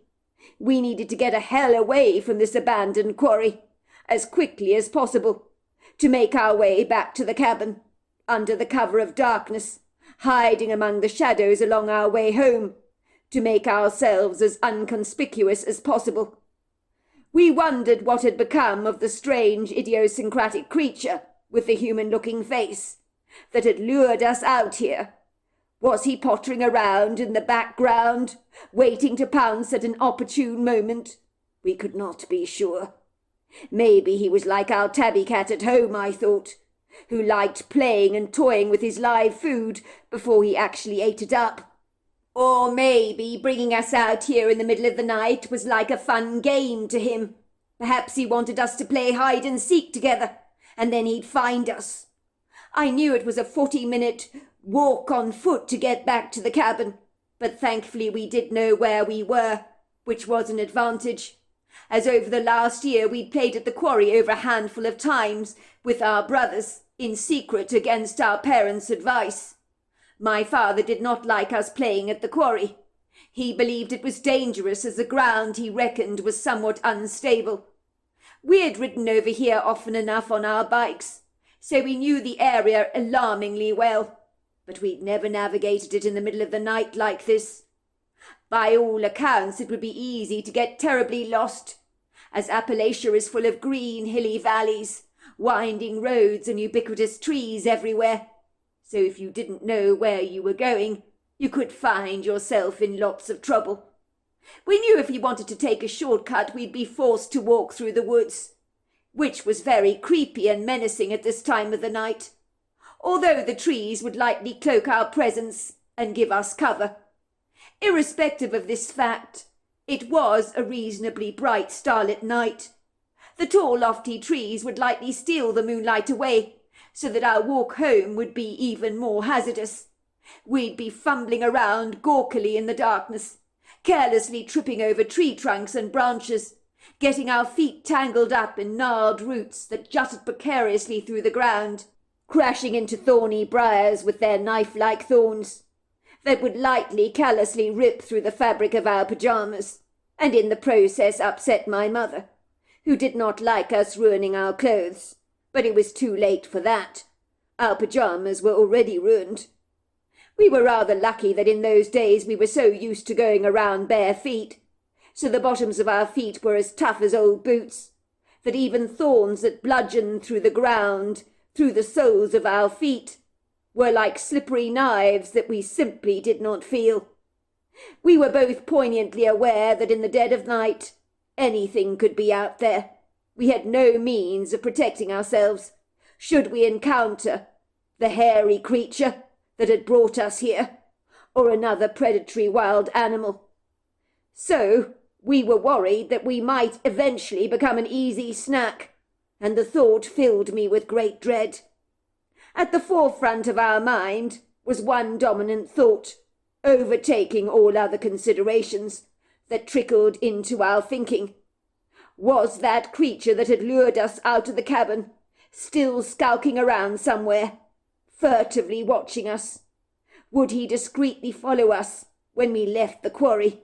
We couldn't fathom why on earth he'd brought us here, unless he was toying with us for the benefits of satisfying his macabre sense of humour, as if we were figurines on a chessboard that he was throwing around at will, just for the hell of it. There was a wind blowing, blasting our cheeks, and washing us with that nasty rotting stench again, that we could not forget, because it was in our faces. It made me want to heave. We could hear this creaking sound. Me and my brother turned around to see this deceased human body, swinging like a pendulum on a branch backwards and forwards, from this powerful weeping willow tree. It was hanging over the edge of the quarry. The body was swinging. It was like the scene from a macabre horror movie.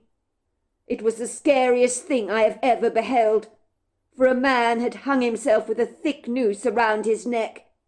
He was staring at us through rounded sockets, with dead lifeless eyes, and in the soft moonlight that highlighted his body, enough for us to see him rather clearly, it was even more obscene. Me and my brother began to scream in abject terror, not only because it is terrifying seeing someone hanging from a tree with a thick rope around their neck, but also because we recognized the deceased man to be a good friend of my father's, a man by the name of Duncan Hewitt. This kindly, harmless soul had only been visiting our cabin the week before to play a game of cards with my father, and at the time he'd been in a jolly good upbeat mood. And now he was here, lifelessly swinging from a tree branch, being pushed forwards and backwards by the spirited wind.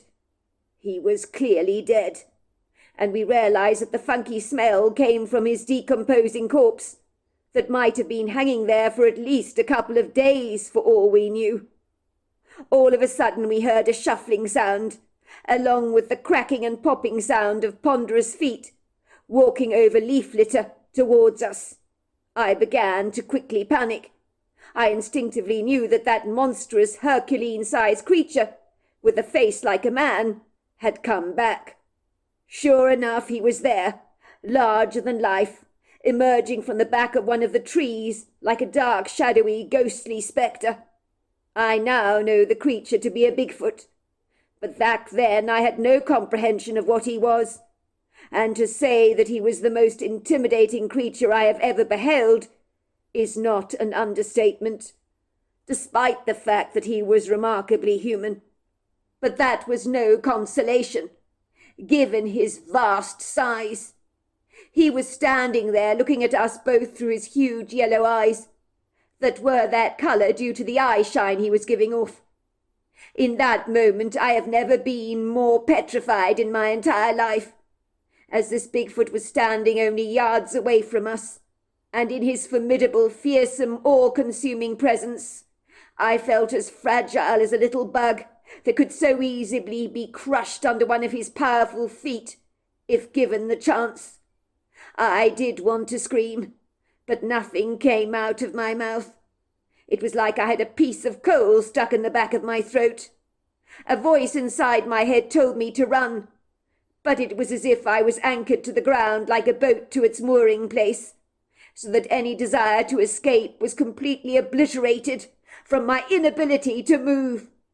Me and my brother remained frozen to the spot, incapable of being able to react to the Bigfoot. We felt like two mice waiting for the cat to devour us in her jaws, after perhaps having some fun with us first.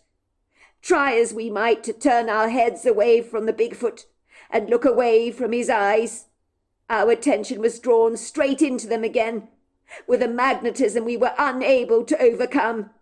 And there we were again, being swept up in the swirling pools of his yellow eyes, until all thoughts were drained, and all consciousness devoured and expunged, so that what happened next is not in the files of our recollection. I do recall this incredibly imposing Bigfoot was easily 10 foot tall, possibly more, with gargantuan shoulders like nothing I've ever seen before, and he was covered in long flowing dark hair that was a midnight black colour, although he had a white bib around his neck, like you get in some cats. The next thing I know is that I was no longer in the quarry, which was a monumental relief, let me tell you. I wake up in the morning in the bedroom in the cabin which I shared with 4 of my other brothers. I wake with a start, my heart thundering violently in my chest, as I look around my benign bedroom, and everything was perfectly as if it should be. I could hear my brothers breathing in their sleep. I could observe the rise and fall of their chests. Our bedroom in the cabin was barely big enough to swing a cat, so it was always kept fastidiously tidy, because there really was no space in that room at all, apart from the huge bed and a small closet that I shared with my brothers. But nothing was out of alignment that morning. Had I been dreaming, I wondered? It had all been so startlingly real. I examined my pajamas, which were all torn up, and then my feet, to see if there were any signs that I'd been walking out of doors, because I was certain I'd been at the quarry. But if that was the case, how did I get back to my bedroom, with no memory of getting there in the first place? I discovered to my astonishment that there were long, dark, straggly hairs all over my pajamas. There were a couple of leaves between my toes and in my hair. And, of course, my pajamas were torn up to smithereens. So I knew I had been out there in the middle of the night. I shook my brother Martin wide awake. I needed answers. I needed him to confirm what had happened last night, that he'd been at the quarry with me. I told Martin about my strange, rather peculiar dream, that had confronted my dreamlike state, that had felt so real. We both discovered we had experienced the identical lucid dream, on which both of us had found ourselves in the quarry, and had seen my father's friend dangling from a tree branch on the old willow tree at the edge of the quarry, with a noose around his neck. We could not have imagined that. My brother also had long hairs all over his pajamas, and on the back of his pajama top he had a long thorny briar caught up in the fabric. It was more than a little bizarre, confirming that we had indeed left our beds in the middle of the night to go to the quarry. "It wasn't a dream," said my brother. "It wasn't. It couldn't have been. Remember, the thing hypnotized us from the bedroom window in the cabin. Then he brought us out to the quarry, and then he brought us back again. I remember looking into his eyes, and then we find ourselves back in our beds again. He wiped our memory. And that is what he did." We could not fathom why he'd lured us out of the cabin, only to bring us back. It made no sense at all. We thought it must have been some kind of a game to him. We were later to realize that he had clear motives in bringing us to the quarry, but at the time, in our callow naivety, we hadn't put the pieces of the jigsaw puzzle together. Moments later, my mother came into the bedroom, looking flustered. We were all just waking up from our sleep, and were rather bleary-eyed. "Which one of you went out last night to the outhouse and decided to leave the cabin door wide open when you returned? You know the rules. You need to bolt the front door from inside once you've finished your ablutions. I don't want you doing that again. Do you understand, boys?" We all nodded, but my mother's revelations affirmed that it was likely under some kind of trance-like state we had indeed left the cabin during the night, and possibly been carried to the quarry by this massive Bigfoot, for reasons unknown, who had subsequently returned us safely back home, but we'd left the door wide open. We had no memory of returning to our beds. As we sat down at the breakfast table that morning, my mother looked quite sorrowful when she prepared us our porridge over the stove. For a moment she looked as if her thoughts were miles away from the kitchen. My father went up to her, putting a comforting arm around her, kissing her gently on the cheek. "Don't be upset, sweetheart. I'm sure it's nothing to worry about. You know the saying, no news is good news, is it not?" "Everybody's looking everywhere for the poor man," said my mother. I gather over 70 people went looking for him yesterday, but he's been nowhere to be found. I'm so worried about him, that's all. His poor wife says he hasn't been in his right mind of late. He's been emotionally completely overwrought, and someone in that state needs some kind of counselling, not just barging off on long treks in the wilds like that. That's not the answer, is it? Is someone missing? One of my brothers asked my mother curiously. I'm afraid so, said my mother, looking at us through a lugubrious melancholia that dappled her rather stricken face with a grave despondency. You remember Duncan Hewitt, that old friend of your father's, who often goes fishing with him? Quite the fisherman he is, too. I think he was here last week, wasn't he, love, playing cards with you? Well, the poor man, he's gone missing. Over 70 people volunteered to search for him yesterday. He's disappeared off the face of the earth. Unfortunately, Helen, his devoted wife, believes he may have been attacked and killed by a wild animal. Anything's possible out there. My mother shuddered, placing her hand on her belly in a self-soothing gesture. The thought makes me sick to my stomach. It really does. Poor Helen. She's quite naturally fearing the worst. The woman looks like she's experienced Armageddon in her own life and lived to tell us about it. She's in such a dreadful state. By all accounts, the silly man bogged off without even bothering to take his rifle with him. I mean, who does that? If he ended up in trouble, he'd have no means of self-defense, would he? And what if he had a nasty fall and was unable to get any help? He could be anywhere. That's the problem. Where to look for him? To find him will be like looking for a needle in a haystack, I'm most sure. Helen says that Duncan is not in his right mind. He hasn't been eating at all, barely communicated a single word to her. It's like she says he's in his own little world. Unfortunately, he's been wandering off recently. Helen thought going out into nature would help him overcome his feelings of helplessness. But the trouble is he hasn't returned, has he? No one has seen sight or sound of him. I understand he's very depressed. He blames himself for his sister's unfortunate death. I think he's been blaming himself for it. Poor Helen. She's beside herself with worry, she is. Why does he blame himself for his sister's death? My sister Kirsty asked. I heard that his sister died in a riding accident 3 days ago or so. She was flung into a tree. She died instantly. How can that be Duncan's fault? Accidents happen all the time, don't they, Mummy? If I fall over and hurt my knee, it's not your fault, is it? Of course it's not, sweetheart.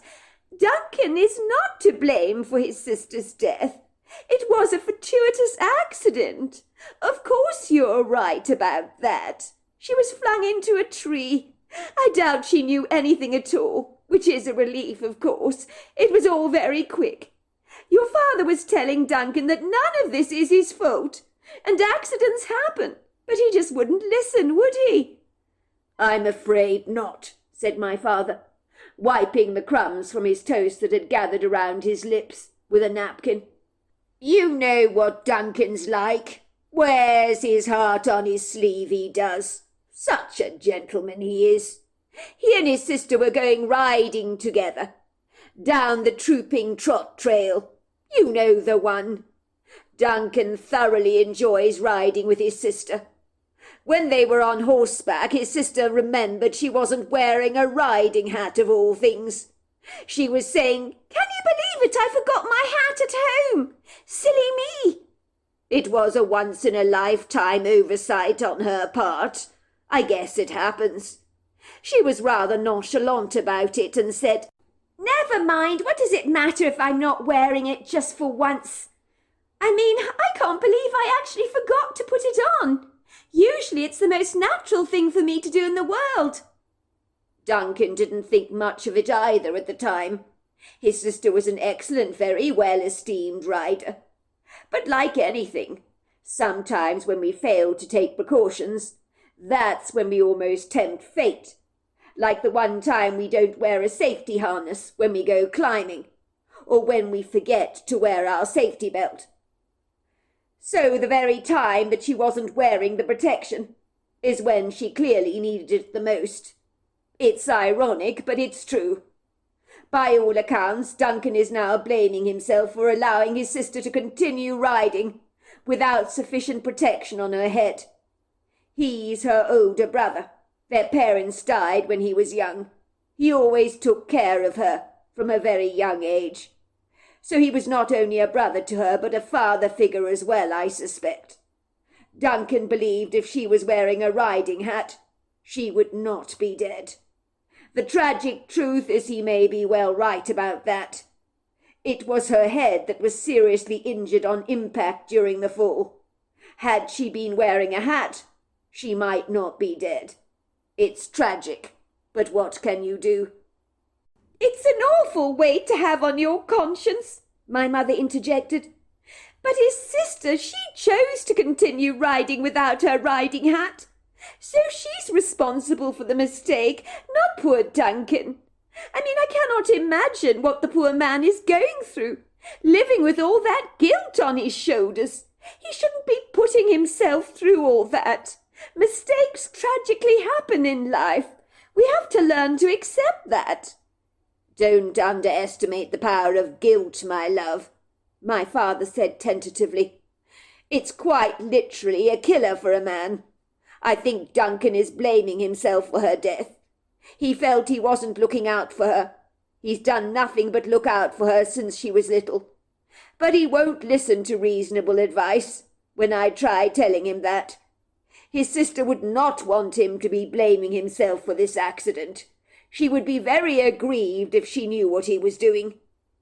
I don't think Helen should worry about him either, said my mother. Duncan is a sensible man, is he not? I think he might have wandered off on a lonely sabbatical or something for a few days. I'm sure he'll be back soon when he's gained some perspective and got his head together. Do you remember old Rod Willis? He did a similar thing, did he not? He sunk into a deep depression for many days after his mother died. No one saw him for 2 whole months. It turned out he'd been on an outdoor adventure, camping in the wilderness, and he came back when he got his head together, and he was so much better after that. But there is a difference, sweetheart, said my father. Everyone in town knew that Rod Willis had gone off on an adventure, an intrepid one at that. He told everybody he needed his space. This is different. No one knows where Duncan Hewitt is at this point in time. Well, I'm sure he'll be back soon, said my mother. Well, at least I hope so. Some men just need space, don't they, to deal with their grief. I know after my mother died, my father was so grief-stricken. He locked himself away in his study for days on end, barely acknowledging the rest of us. My older sister Clara took care of us during that time. But after a couple of weeks of grieving and locking himself away in his study, refusing to talk to anyone, my father came out from his study one day with a bright sunny smile on his face, and he said, "Anyone fancy ice cream?" We all chorused, yes, please, Daddy." I promise you he was as right as rain after that. He just needed space to come to terms with his grief. It's probably the same for Duncan. Me and my brother, who had been solemnly listening to my parents' earnest conversation about the whereabouts of Duncan Hewitt, with heavy hearts, privately exchanged looks together. Martin nodded at me, as if encouraging me to say something about the matter. "I'm afraid Duncan Hewitt won't be coming back," I blurted out. "Duncan Hewitt is dead." For a moment a cloying silence descended over the kitchen table. Everything went perfectly still, as all eyes swivelled around to focus directly on me. My mother nearly choked on her toast that she was chewing. "Howard, that's a shockingly unkind thing for you to say. Where on earth did you get that preposterous idea from? Duncan is just missing, my love. I'm sure he'll be found safe and well, as I was only saying earlier. He just needs to come to terms with what happened to his sister. I gather they've put the funeral on hold until she returns. Well, until Duncan returns, that is. I'm not lying! Why aren't you listening to me, Mum? Duncan Hewitt is at the quarry. Me and Martin saw him there hanging from a tree, a willow tree, with a rope around his neck. I think he hung himself. Maybe he's desperately sad about his sister's death. Doesn't want to live any more, because he feels really bad about what happened to her, even though it's not his fault that she wasn't wearing a riding hat. It's true, blurted my brother. Howard isn't telling you stories, Mummy. We both saw him. We saw Duncan Hewitt last night. He was hanging from the willow tree in the quarry. My mother flung her hands around her mouth and gasped. Her eyes widened with horror. Oh, please, no. This can't possibly be true. Please tell me you're making this up, Howard. If you are, I'm not remotely amused by this. I'm not making it up, Mum, I said obsequiously. It's true. My father's face reddened. He seemed to jiggle with indignation. There was an angry fire in his steely grey eyes that made me rather nervous. I hated seeing my father grow angry. He was an even-tempered man at the best of times, but when he got mad, he wasn't pleasant to be around. Are you boys telling me you were at the quarry last night? What the hell were you doing there? You know you kids are not allowed to frolic around in the countryside in the middle of the night. It's dangerous. What the hell were you thinking? My father was naturally aggrieved. He knew it wasn't safe going sauntering off at the dead of night, especially a good 40 minutes away from our cabin in the quarry. But he didn't have time to lay a grenade at our feet when the sobering news of what we had told him had grabbed his immediate focus, and our haunting words as to the whereabouts of his good friend had knocked him for 6. Is this true, Howard? My mother said, tears spilling down her cheeks.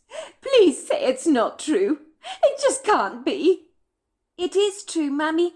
I'm really sorry. It was dark outside, but I saw a dead man. He had a rope around his neck. He was swinging from a willow tree. So did Martin. We both saw it. We know it was Duncan Hewitt. There was no doubt in my mind about that. I'd recognise him anywhere. I'm sorry to tell you this, Mum. I don't like upsetting you. But it's true. My mother began patting her face with a napkin. Beads of perspiration broke out on her forehead. This is too dreadful for words, she said, clutching her chest. My heart can't stand any more of this bad news. Oh, goodness gracious, what was Duncan Hewitt thinking? Does he even realise what this is going to do to poor Helen when she hears the news? Oh, I could kill the man. Too bad he's already dead. Helen is going to be devastated. This is going to destroy her. How am I going to tell her any of this? I better go and check this out, had I not said my father. I need to verify that Duncan Hewitt is indeed dead. You better not be making any of this up, sons, or there'll be hell to pay, he said, rising from his chair and leaving at once to go to the quarry, to see whether what me and my brother Martin had told him was indeed true. I think he remained reasonably sceptical. I remember his truck took off like a rocket as he left the cabin. Martin and I judiciously decided between us not to tell either of my parents about the creature at the window that had succeeded in hypnotizing us, because we emphatically knew he would not believe a single word of our incredulous story. So if my father thought we were telling porkies, he would go ballistic. He was traditionally old school by nature, a board lying of any kind, and was intolerant towards it. And we were always taught to tell the truth, no matter what. Sometimes, when the truth seems unbelievable, it's almost better not to say anything at all, as then, lightly, you will be condemned for being a liar, even when you are not. I remember me, my sisters and brothers sat around the breakfast table, rather impatiently, waiting in a haunted kind of trepidation for my father to return from the quarry. No one ate a single thing. No one moved a piece of cutlery, or even tinkled a glass. My mother just stared absent-mindedly into space, as if she was miles and miles away from our table. We sat up with a start, our shoulders tightening, our faces contorting with nervousness, when we heard the sound of my father's truck returning from the quarry, his boots thundering through the house. The sound was not good. It was ominous.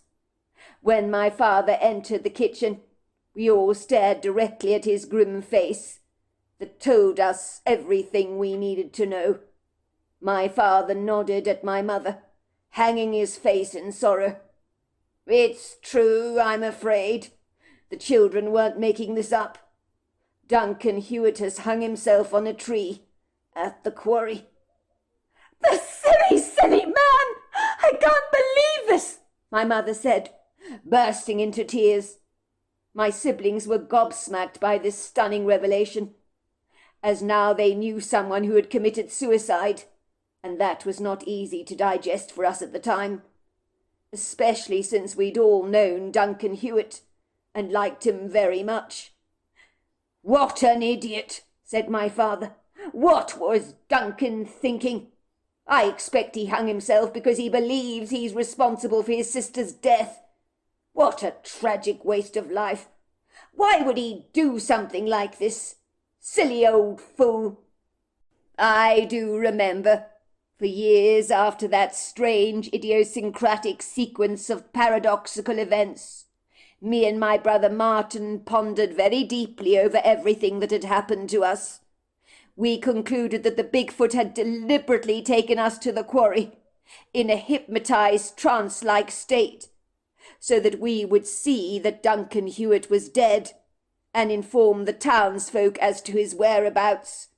For had we not been at the quarry, it may have been an awfully long period of time before his body was finally recovered, and maybe it would never have been found. I cannot be sure about that. While my grandfather had told us his story, our eyes did not move from his face. We stared at him incredulously. "This is a true story, Grandpa?" I asked. "Really true?" "It's true, all right. There are some things, son, that you never, ever forget, because they have an indelible impression on you, so that no matter how old you become, that memory never gets remotely blurred. Me and my brother Martin, we concluded through the ruminations, as I was telling you, that the Bigfoot had skillfully drawn us out of the cabin that night to lead us to Duncan Hewitt's body. I guess he knew the next morning we would tell our parents about seeing the dead body hanging from the tree, so that the body was easily salvaged. That creature that scared the bejesus out of us never intended to harm us. It just shows you that just because something is intimidating doesn't mean that it means you harm. So the saying, 'Don't judge a book by its cover, boys,' is very apt in this scenario," said my grandfather, chuckling, as he laughed at his own joke. I must say Duncan Hewitt's wife, Helen, was filled with great gratitude for us discovering the body of her husband, although, tragically, she never did get over him wantonly taking his life like that. She was mad at him for a while, as you can imagine.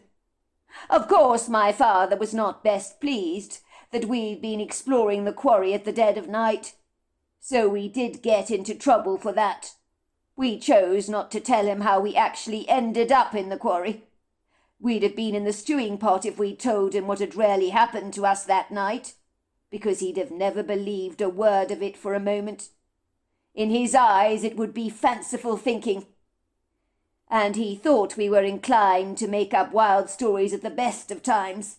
It was better to tell my father.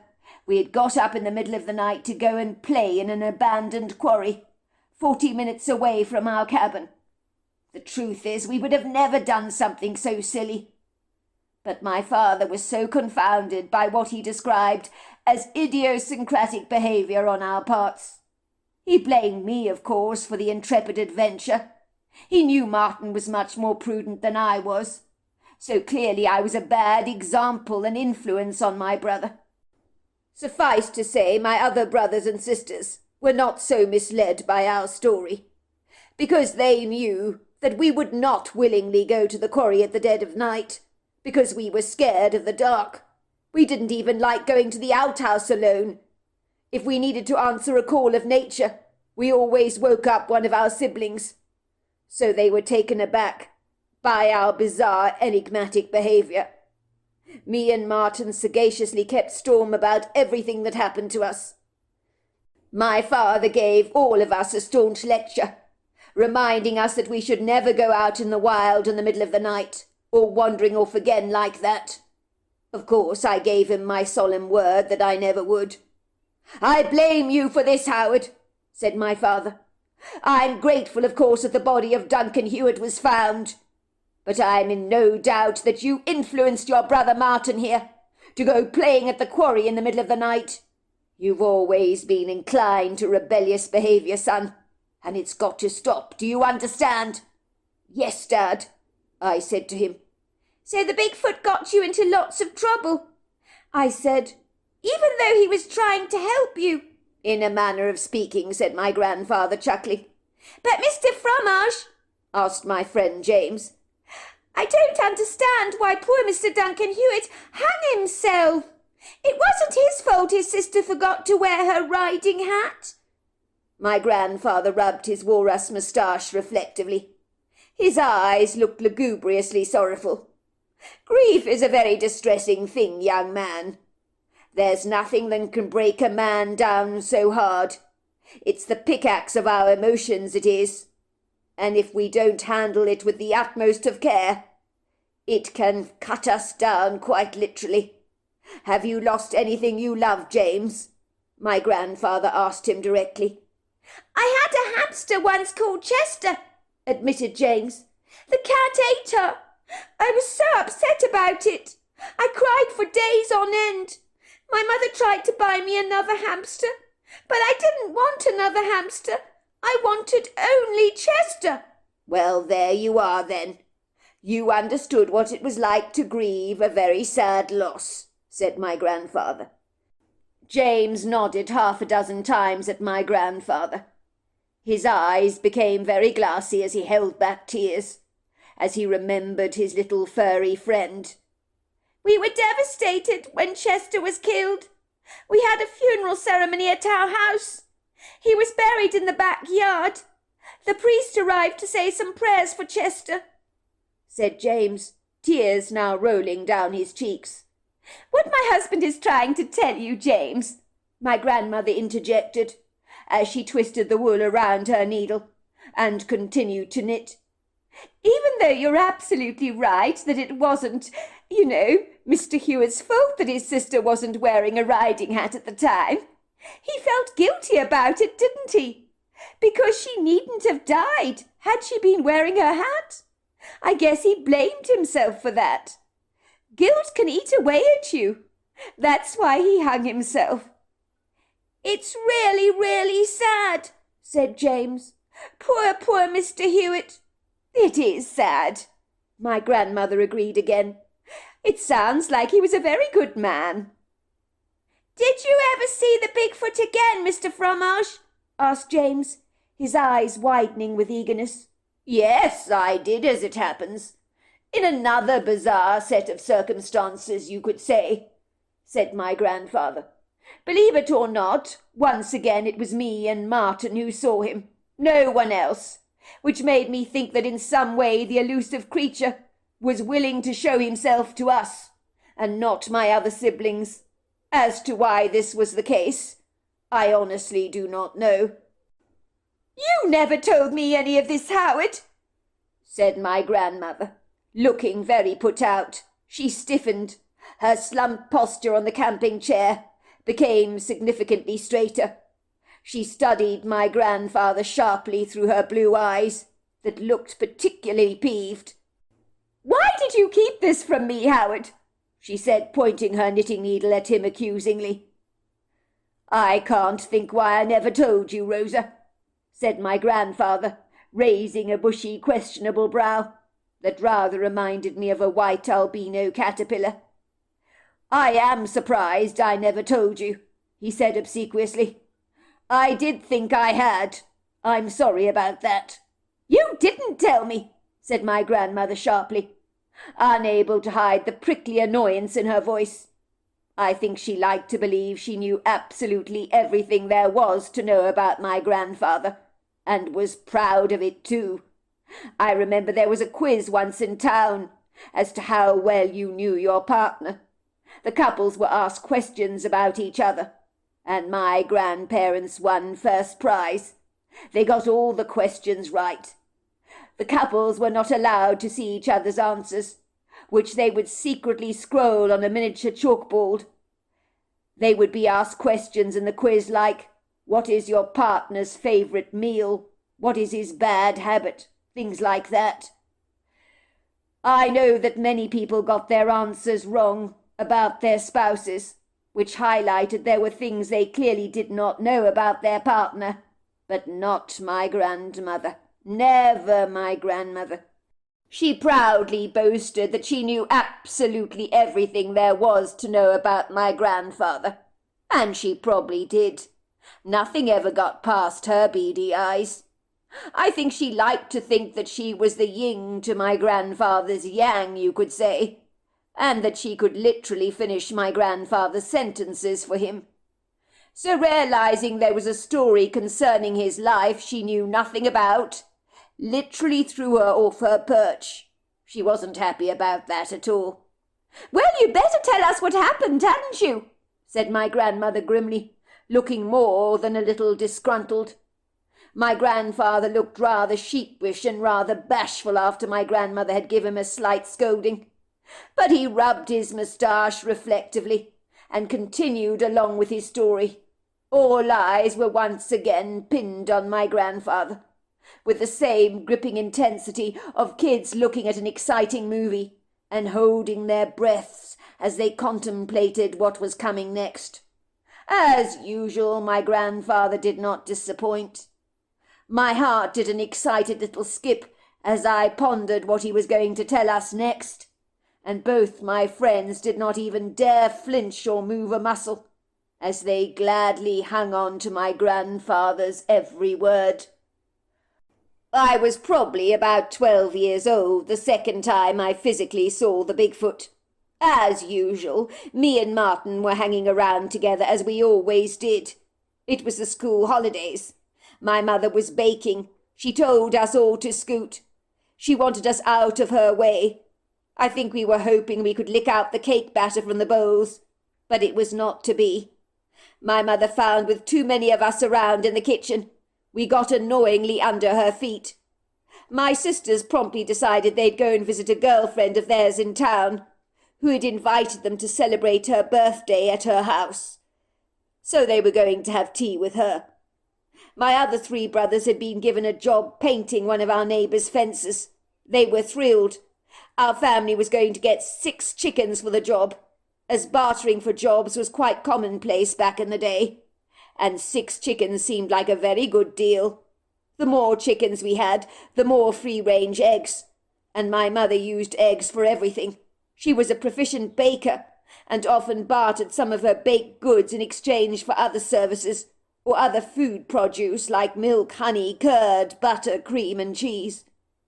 Me and my brother Martin appeared to be surplus to requirements that morning.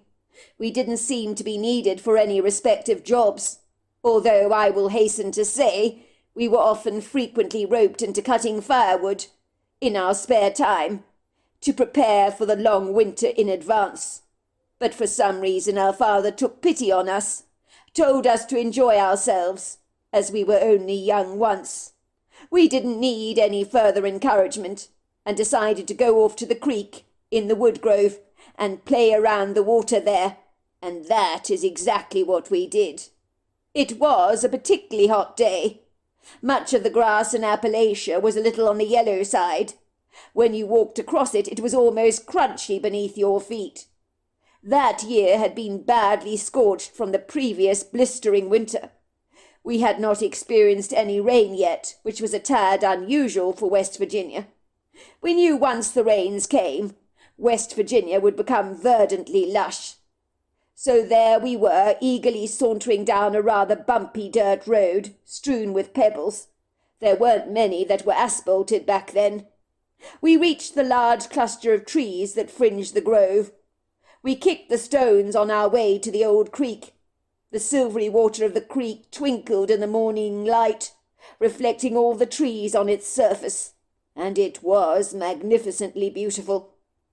It was covered with an ancient bridge that had been there since yesteryear, and was badly warped. Much of the wood had rotted away. Me and Martin could balance on the bridge rather precariously, because we were light and agile on our feet. But if you were heavy and ungainly, you might just fall from the bridge straight into the water, if you busted one of those wooden panels, that is. A few of the locals, good with working with their hands, had made plans to fix the bridge, but they had been procrastinating over the project for many years, and nothing was done about it. There was, in fact, a sign on the bridge warning people to keep away. It wasn't safe to use, given the decomposing state of the wood. We threw off our socks and shoes. We couldn't get into that water fast enough. Rolled up our chinos above our knees, and paddled around in the water, screaming with excitement as you do. The water was icy cold on our feet, so translucently clear you could see the tiny little fish darting past your feet. Then there were the dragonflies, buzzing above the water, like miniature hovering silver aircraft, and we noticed a couple of frogs hopping around. We eagerly gave them chase, but couldn't catch them. I did manage to catch one for half a second, but sadly it slid out of my hand, and both me and Martin cracked up laughing, as they kept jumping so high up in the air. All of a sudden I was struck with an unsettling feeling that we were being watched. The feeling crawled down my spine, as if someone had tipped an ice-cold cube of ice down my shirt.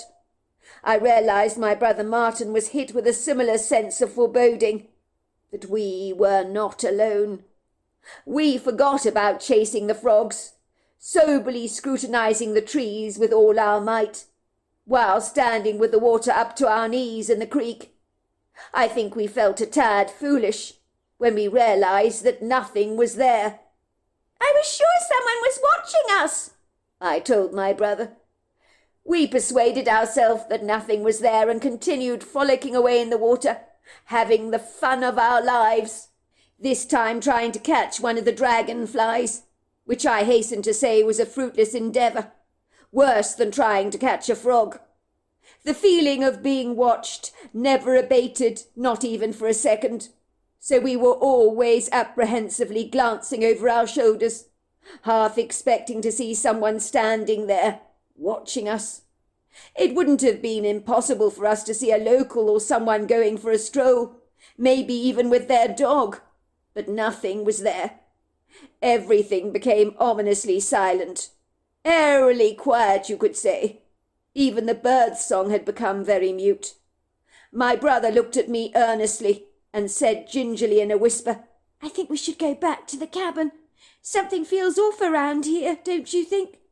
I can't shake off the feeling that someone's watching us, and it's giving me the creeps."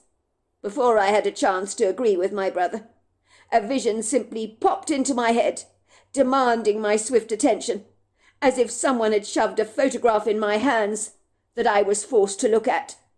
I've never been the type of person to have visions or prognostications of any kind, But at this moment a lucid picture of old Mrs. Alice Montgomery, lying in her yard next to her chicken coop, in a state of unconsciousness, trespassed into my mind, with a pronounced sense of knowing. I have no idea where the vision came from at that moment, but I saw it explicitly in my head. I knew unequivocally, with a profound sense of certainty, that Alice Montgomery was in dreadful trouble and needed our help. In that moment my brother said to me, "I don't know how to explain this to you, Howard, but I think old Mrs. Montgomery has had a nasty fall. She needs our help. A picture of her came into my mind. I could see her clearly. I could see her so clearly." It would seem the two of us, paradoxically, had been having exactly the same vision. Seconds later, as we were about to leave the creek for Alice Montgomery's home, we saw the Bigfoot standing there in the trees watching us, and I knew at once that that was the same creature that had taken us to the quarry that night when we'd witnessed Duncan Hewitt hanging from a tree branch. The Bigfoot looked at us through deep-set, dark, treacle-coloured eyes that were not yellow because it was daylight, but once again we were drawn into his eyes and were flooded with images of old Alice Montgomery lying there outside the chicken coop. I will never forget the Bigfoot and seeing him in the cold light of day, and even though he was remarkably intimidating, he was not nearly as scary as the face we'd seen at the window on that inauspicious night when his fortuitous presence filled us with fear. "What did the Bigfoot look like, Grandpa?" I interjected. Well, at first, me and my brother just saw this shadowy, dark, obscure humanoid silhouette standing against the tree, said my grandfather. It would have been easy to overlook, to disregard, to think you were just looking at another tree. But when you scrutinized the figure clearly, you could see a tree it most certainly was not. The creature was covered with long, flowing, dark hair. It had overlong arms that trailed beyond his knees. He had huge, substantial tree-trunk-sized legs, and a distinctive bullet-shaped head that folded into a ponderous pair of large shoulders. The neck was incredibly short. I remember being drawn into his human-like face, and those eyes were gripping. I'll never forget those eyes. They looked right through you, they did. They could draw you right in, suck you in. When we saw him, after he'd downloaded those images of Alice Montgomery into our head, he simply nodded at us somberly and glided away. He never spoke to us telepathically or anything, but we knew that he was sending us to Alice Montgomery. Me and my brother hurriedly put on our shoes and socks, eagerly sprinting to Alice Montgomery's property, like two flying bullets. Now, Mrs. Montgomery was an 89-year-old woman, and back then I considered her to be decrepit and old. But now the irony is, I'm almost as old as she was back then.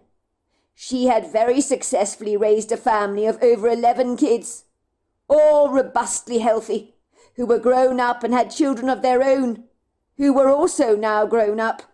Her husband had died 2 years earlier, after having caught a devastating bout of pneumonia, after a brutally hard winter. But he lived to be about 87 years old, so he had a remarkably good innings. You see, Mrs. Montgomery knew quite a bit about the afterlife, because she had physically died when she was 14 years old. They said she was dead for 10 minutes. She came back claiming she had never wanted to return to her human body, but she had been told it wasn't her time yet. I remember at the funeral for her husband, she was wearing bright clothes and smiling, as if she'd won the lottery, because she said her husband Barney was now at home with God, and the other side was so much better than our earth. Mrs. Montgomery was greatly loved by the local community. People naturally looked out for each other, and in her advancing years, she still refused any help. She was a fiercely independent and proud woman. The trouble is when you're as old as she was, and you're living on your own, with no family around to support you, and something bad happens to you, you cannot always call for help. No one was there to help Mrs. Montgomery after she succumbed to her nasty fall, except, of course, a Bigfoot, whom I personally believe was watching over the old woman without even her knowledge. When we arrived at Mrs. Montgomery's property, there she was, like she'd been in our vision, lying on the ground outside the chicken coop. But someone had generously covered her with large leaves to keep the sun and flies off her face, which was a jolly good thing to do. The hens were liberally scattered all over the place, pecking the ground, completely oblivious to the state of their owner. We noticed her head had been carefully placed on a pillow of soft dirt, but when we got to her she was relatively unresponsive. It turned out she'd tripped and fallen over, hitting her head against a concrete brick. She was concussed, so she was quickly taken to hospital, where she made a full and complete recovery. I remember my mother saying to us, "You saved Mrs. Montgomery's life! How nice of you boys to look in on her! I've raised such thoughtful, God-fearing boys who care so much about the elderly people in our community." I wish I could say that that was true, but that day we had selfishly only thought of entertaining ourselves at the creek, and looking in on elderly people was the last thing on our minds. We got so much undeserving praise and gratitude for our apparent kindness from the locals, which was entirely undeserved. Mrs. Montgomery's grown-up children brought me and Martin our own mountain bikes. They believed unequivocally we'd saved their mother's life. The truth is the Bigfoot had watched over the old woman when we did not, and when she had fallen, he had covered her up with leaves and kept the heat off her body, and it turned out he was right not to have moved her at all. According to the medical doctor, who was called out onto the scene, who thought we'd been very clever to leave her as she was. Ostensibly, if we hadn't found her in time, she would surely have died. Once again, me and Martin chose not to divulge that a Bigfoot had fed our mind with the information that it informed us Mrs. Montgomery needed our help. Let's just say that kind of tale seemed outrageously absurd, but we knew it was true. Mrs. Montgomery had been in a fragile state. I'm so glad we found her. I hasten to say she had no memory of the event, beyond just falling over and blacking out. She told us when her family had left home, and after her husband died, she always felt something was watching over her to keep her safe. My guess it was the male Bigfoot, who may have subconsciously communicated with her that he had her back, and he would always check up on her, which is what he must have done. "That is a remarkable story, Howard," said my grandmother. "I cannot believe you never told me about it. I'm sure the children here really enjoyed it. Anyway, you've had your fill of stories tonight, kids, so it's time to go to bed. Do you still want to sleep in the tent tonight, or are you a bit scared after Howard's stories?" she asked us. "Because if you are, you can sleep in the house. There's no shame in that at all." My grandparents lived in a really nice red-bricked home in McDowell County, with sash windows, a grey slate roof, and 3 chimneys. It had once belonged to a coal mining manager, but he sold it to my grandparents for a song when the coal mining industry went into decline, and he moved away to greener pastures, I suspect. "We're not scared, Mrs. Fromage," said James boldly. "We're excited about sleeping out in the tent." It was a perfect starry night, let me tell you. It was late spring, teetering into early summer, but the weather was pleasant, and Appalachia was lovely and green.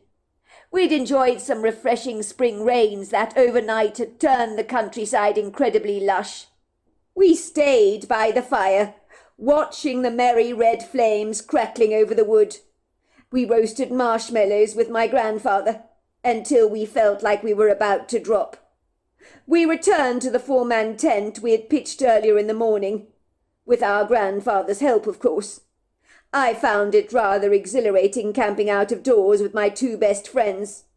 Once we got into the tent, we literally flopped down into our sleeping bags. We were dog-tired, we were. But I suspect our minds were busily filled with the excitement of my grandfather's scintillating tales. "Your grandfather tells the best stories," said James. "I wish my grandfather told stories. He's deaf in one ear. He's always very grumpy." I remember hearing my grandfather, sitting by the fire pit, talking quietly to my grandmother. Late into the night it was. I found the soft droning tone of their voices in the background oddly soothing and reassuring. I drifted off to sleep. Shortly after we retired to our sleeping bag, my grandparents turned in for the night. I know my grandmother had told my grandfather to keep checking up on us during the night, to make absolutely sure we were all right. She was naturally very protective over us, but at the same time she didn't want to sabotage or jeopardize our fun in any way, and wanted us to feel we had a measure of independence. I remember waking up in the middle of the night with quite a start. I could hear a heavy, ponderous footfall walking around our tent. Had I imagined that? At first I felt really afraid, because someone was out there, and I had no idea who or what it was. Then I began to physically relax. How could I be such an idiot? Our grandfather was probably checking up on us. That was what it was. I was about to go back to sleep when I really realized that I needed to answer a call of nature, but there was no way I was going to take a leak on my own. It was too dark outside, and after all those stories my grandfather told us, my confidence was waning. I began to shake my friend James, who certainly didn't appreciate being woken up in the middle of the night so very rudely, and was grumbling and groaning at me for having disturbed him. "What's the matter?" James asked me. "Why did you wake me up?" "I need to relieve myself. I'm desperate to go. I don't want to go out there on my own," I explained. "It's scary in the dark. Please, James, please will you come with me?" James, with a measure of reluctance, agreed to oblige my annoying, inconvenient request. I dare say he was a little piqued to have been woken up. "All right," he whispered. "I'll come with you. Now that you've woken me up, I think I also need to go. Do you know what time it is?" I shook my head. James rummaged around the surface of his sleeping bag and extracted his cell phone to check the time. "It's 3:30 in the morning," he whispered, letting out a surprised, muted whistle. "I can't believe how quiet it is out there. Listen." This was something I hadn't noticed until James pointed it out to me. He wasn't wrong. I could no longer hear the ponderous shuffle of feet that I'd heard moments before, walking around our tent. So I suspected my grandfather had likely returned to the house after looking in on us as he had promised my grandmother he would. Believe me, it was eerily silent, as we crept rather gingerly outside of our tent. It would seem the tuneful chorus of frogs and crickets was alarmingly mute, which was not a good sign, as I knew that no nocturnal orchestra could sometimes mean a predator was lurking around.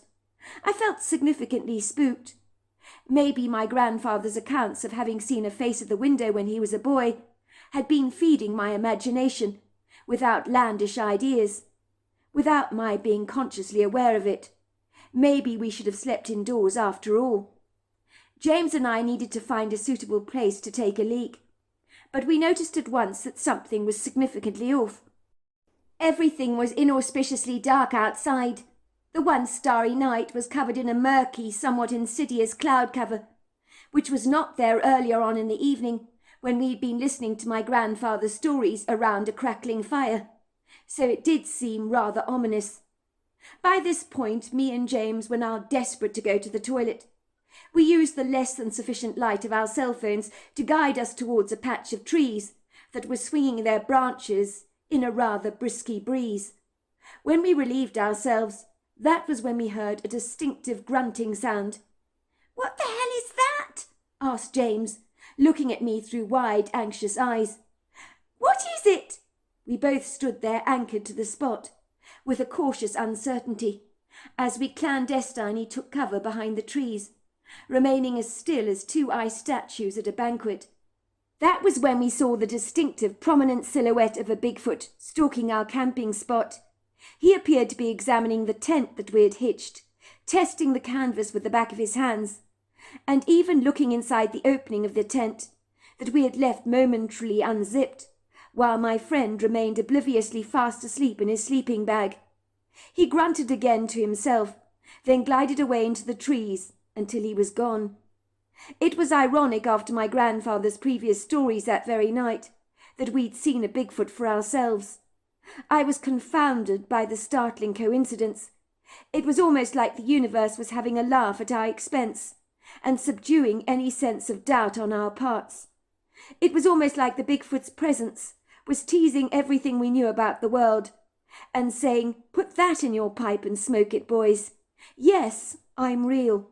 "Oh my word, we saw a Bigfoot," said James excitedly.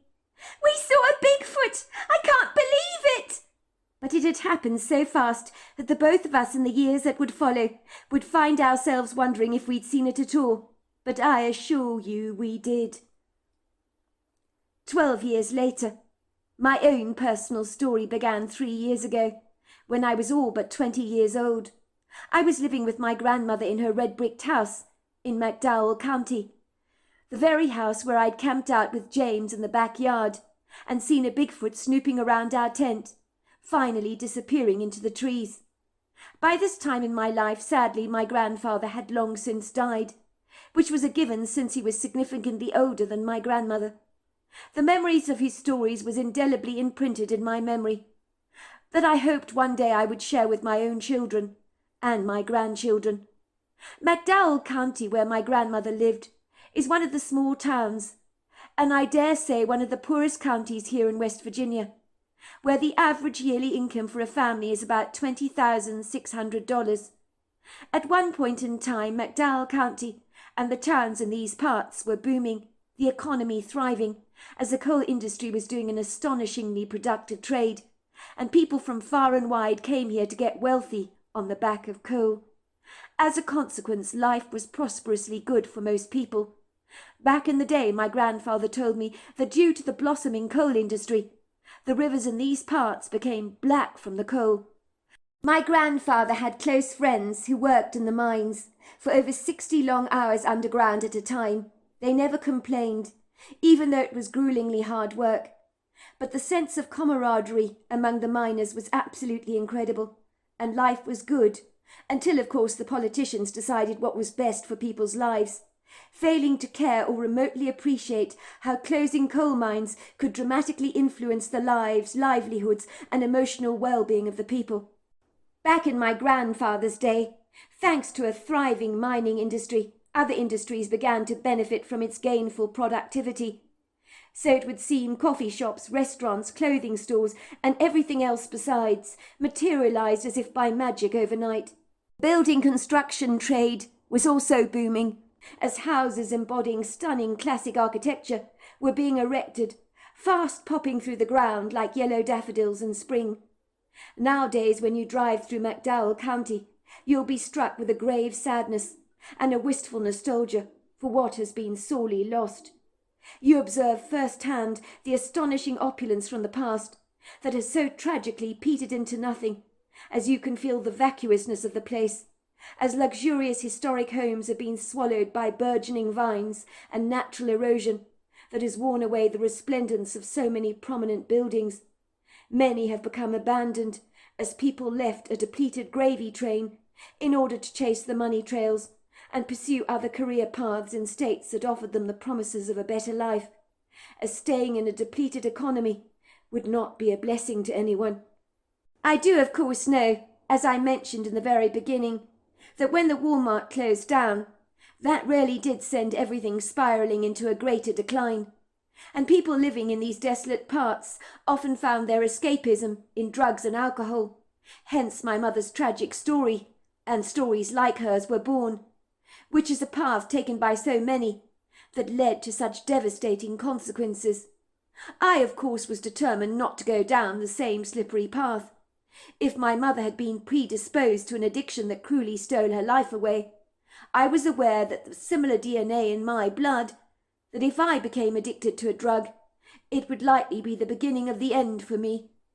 I was lucky that my grandparents were such positive, influential role models in my young life, that I had never ever been remotely tempted to take a drug, and not once in my life had I even smoked a joint. My grandmother was eyewitness to how the changing times had hit Appalachia hard, like a hand grenade being thrown into a community. I believe that if the coal mining industry was still thriving today, things would have not become so desperately unhinged. I had learnt from my mother's short life that taking drugs was no way to live. To all intensive purposes, drug addiction has seized Appalachia with its foreboding hands. So respectable people living in these parts are more than likely clandestinely nursing some kind of addiction. It had swept over this part of the world like a festering mould that no amount of bleach could dissipate or clear away. Many of the people living here are on food stamps and state benefits, and some of the hollows around these parts are completely overcome with drug addiction. Hollows are narrow sheltered valleys between the hillsides, of which there are many, where people tend to live together in clusters of houses or trailers. Let's just say some of the roads through these hollows are rather precarious at the best of times, if you attempt driving through these hilly valleys. They are as different as Spain is from Italy, and Italy is from England, and the reception you get in different hollows can be as dramatic as night is from day. You will likely find in some of the hollows you will be met with a warm reception, while others can be distinctly unfriendly towards you and even hostile. It's almost like here in Appalachia we have worlds within worlds, as the hollows boast different communities, all uniquely individualistic in their own right. You may ask why I had not left McDowell County at this point of my life, when I was sorely tempted to do just that, and follow my friends to pursue a college degree further afield. The answer was simple. My grandmother was fiercely independent, and for a woman of her advancing years, she really was robustly healthy and pretty strong on her feet. She didn't want to go into a retirement home, and she chose to continue living here in her red-bricked house on the edge of town, overlooking stunning groves of trees. My two best friends had long since left McDowell County, and were both at different colleges out of state, but we remained constantly in touch. I only had a handful of friends around here who were not using drugs, who I hung around with in my spare time, as I was poignantly aware that you become like the company you keep. I knew the sacrifices my grandmother made for me when she adopted me as her son, so even though I was tempted to get the hell out of this downcast place swaddled by a lugubrious melancholia, I couldn't leave my grandmother on her own for too long. I felt responsible for her well-being, as she had felt towards mine. From the young age of 16, I became completely passionate about photography and invested in professional high-quality camera equipment. Soon I was making money as an amateur photographer and was often paid to do the photographs for weddings and other festive occasions. So during the weekends I'd often be travelling long distances from home, and it was during those trips I always made absolutely certain that one of the locals would look in on my grandmother regularly, as I always remembered what happened to old Mrs. Montgomery when I was a boy, having been found lying near the chicken coop unconscious, and I'd never forgive myself if my grandmother had a similar accident. I remember being home one weekend with my grandmother. It was bucketing down with rain. I was not remotely tempted to go outside in this kind of weather. My grandmother was bustling around the kitchen, making blueberry pancakes for breakfast. I glanced outside the window and was struck with how green and idyllically lush everything had become from the recent rains. "What are your plans for the day?" my grandmother had asked me. I was about to tell her it was going to be one of those quiet, uneventful weekends spent indoors, which meant my grandmother would likely persuade me to play bridge with her. She was a keen player. All of a sudden my cell phone began to ring, and on the caller ID I realised it was my good friend James McFellin, and my heart skipped a beat, as it was so good to hear from him. "I know it's last minute, bro. I'm sorry to catch you so late in the day, but one of my good friends at college has an older sister. She's getting married today. The wedding photographer she hired at vast expense has only just phoned her up 10 minutes ago to say he can't possibly do the function for her. As you can imagine, she's in a dreadful panic about things. She needs a photographer urgently. I thought of you, bro. I told her what an excellent photographer you are. I'm wondering if you don't mind travelling out here to do the photography for her wedding today. She'll pay you handsomely, cover the costs for gas and accommodation. You'll be sharing a room at the venue with a DJ, if that's all right. It's a 2-hour journey from where you are both ways. It's not too bad. Please, bro, can you do it? It will mean a lot to me. I immediately agreed to do the function, as it would be the quintessential opportunity to catch up with my old friend again. I hadn't seen James McFellen in an age. When I arrived at the venue, the bride quite literally threw her arms around me unabashedly, as if I was some kind of saviour. "Oh, thank God you came! My photographer let me down at the last minute. He says he's got a tummy bug. Can you believe that? He couldn't do the function. I knew something like this would happen on my wedding of all things. James tells me you're an outstanding photographer, so I took the liberty to look up some of your work on your website. I have to say I'm incredibly impressed. I think you're better than the professional I've actually hired, and I don't say that lightly." "I try my best," I said modestly. "I enjoy taking photographs. I hope you will be sufficiently pleased with my work. I've done dozens of weddings before, so I know the score." "I can see that, and it's great to hear," said the bride. "If it's anything like the stuff online that I've seen, I'll be dancing on the tabletops with joy." I warmed to the bride at once. She was a very likeable woman and a pleasure to photograph, and by all accounts the wedding was a dazzling success, and it was so good to catch up with my old friend James McFellen again, who looked rather dapper, I have to say, in the suit he was wearing at the wedding. He clapped me on the back warmly. "Good to see you, bro. Long time no see. I can't believe you're still living in McDowell County. That's crazy that you're still there. Surely you're tempted to move away when nothing goes on there." "Well, you know how it is. My grandmother is still there. She refuses to move, so I need to take care of her. If I leave McDowell County, she'll be all on her own. She took me in all those years ago when I was born, so I feel a debt of responsibility towards her. You're a better man than me, bro. I couldn't stay in McDowell County if you paid me. There's nothing going on there at all these days. While I commend your loyalty to your grandmother, I'm sure she wouldn't begrudge you moving away. Most of the young folk have left, if they know what's good for them, that is. The place is so depressing these days. If the coal industry was revived again, can you imagine what the place would be like?" "It would be brilliant," I agreed. "To be fair, my grandmother has been telling me to leave from the get-go. But while she needs me, I'm going to be there for her. I'm doing courses online, so it's not a problem for me." "You're still living in the red-bricked house?" asked James. "I suppose that's a stupid question to ask. Where else would you be living? And it's such a lovely house, too." "The very same," I said. James was reflective for a moment, and then he said, "I have so many fond memories of sitting around that fire pit with your grandfather, and him telling us those incredible stories of his. Your grandfather Howard could tell stories like no one else I know.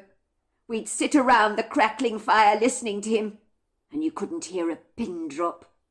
It was after that night when we camped in your front yard that I began to believe in the power of synchronicity.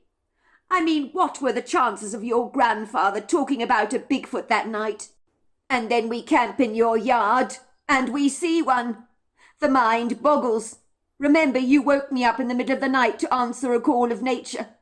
And when we went off to take a leak, we were about to return to our tent, and were alerted to some grunting sounds. That was when we saw the Bigfoot, wandering around our camping site, snooping around our tent, investigating everything. Then he just glided away. After that event, I kept telling myself it couldn't have happened, but I know it did." "I remember it well," I said. "You're right, it was bizarre." "Did you see the Bigfoot again?" asked James. "No, I'm afraid not. But it's not for want of trying, of course. Don't you remember for years afterwards we would be knocking on trees, making those howling sounds in the woodgrove to get the thing's attention?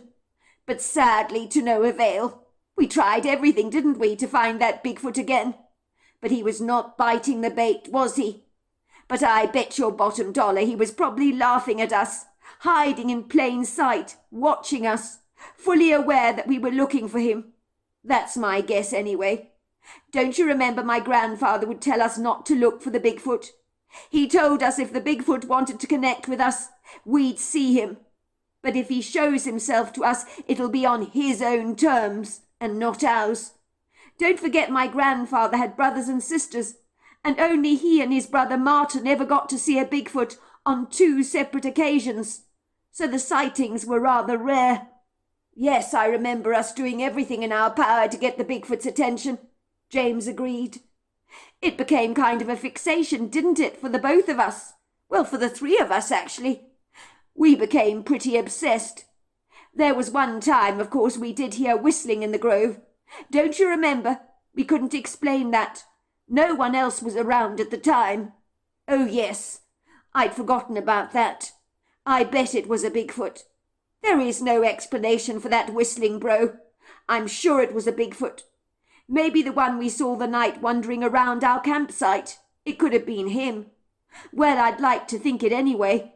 It was incredible how your grandfather was talking about his Bigfoot encounters as a boy. And lo and behold, we see one that very night. The chances of that happening are 1 in a million, I suspect. Of course, when I tell people about my strange encounter, I'm met with such skepticism. People can't believe these things actually exist. But seeing one completely dispels your doubts. It was more than a little incredulous, I agreed. You're telling me, said James. The wedding had gone marvellously well, and by the end of the evening I was in very good form, as I'd been in my element taking all those fabulous photographs of the bride, and of course catching up with James again. I'd enjoyed a couple of nightcaps with him in the bar at the end of the evening, before I finally retired to bed. I found my way down the corridors to room number 52, and turned the key in the lock. This was one room I was expected to share with the DJ, a man called Simon Trunter, as there was not enough rooms at the venue for the bride and groom to book us into our own individual rooms, which was most unfortunate. I gathered the initial photographer that they had hired lived locally, and would have gone straight back home after the function. So with me being hired so late in the day, I was inevitably expected to share my sleeping quarters with the DJ, whom I was unfortunately to discover had not been informed of this fortuitous change in arrangements, so my unwelcome arrival in his room was not received with much pleasure. Simon Trunter stared at me through wide eyes as I wheeled my suitcase into the room, and gave him a somewhat sheepish smile and said, "Hello there, how you doing?" like you do when you meet a stranger for the first time. "Who are you?" he asked me. "What you doing in my room?" My skin went as red as a field of poppies, as I felt as if I'd intruded in this man's private space. But I was too fatigued to actually care. All I wanted to do was to throw myself down on the bed and crash. I was absolutely exhausted. "Oh, I'm sorry. I was hired at the last minute. The photographer for the bridal couple let them down. So I was hired in his place because he was sick. They couldn't find an extra room for me at the venue, as everything is booked up. So I was told I'd have to share with you. I was under the impression you knew about the new arrangements. I hope that's not too much of an inconvenience for you. I won't be a bother, I promise. I fully intend to crash out on the bed, and I'll likely leave very early in the morning, before breakfast, to drive back to McDowell County." The DJ pulled a face. "I did tell the bride that under no circumstances should I share a room with anyone else. I made that very clear to her. Why don't people bloody listen?" "Oh, I'm sorry," I said, not knowing what else to say. I crinkled my brow in surprise and squinted at Simon through concerned eyes. Was it really such a bother to share a room with a stranger for just one night? I privately wondered. "I promise you I won't be a bother. As I told you, I'm literally going to hit the pillow and crash. You won't hear a dicky bird from me, I can assure you." "You're not the problem, bro," said Simon, pointing at his chest. "I am. Of course I don't mind sharing a room with you, that's not the point. But you are going to mind sharing with me. I have a major snoring problem, I'm afraid. I can keep the living dead wide awake, and I'm not even remotely exaggerating." At that I laughed, waving my hand in the air dismissively and saying, "Don't you worry about me. I can handle a little snoring. It's not a train smash. I've slept through worse, I assure you." Simon frowned. "You don't know what you're talking about. There's snoring, and then there's my snoring. And there's a huge difference, believe me. You may think I'm joking, but I'm absolutely not. Just so you know, I've been married twice. 2 of my wives left me on account of my snoring. It really is that bad. You have no idea."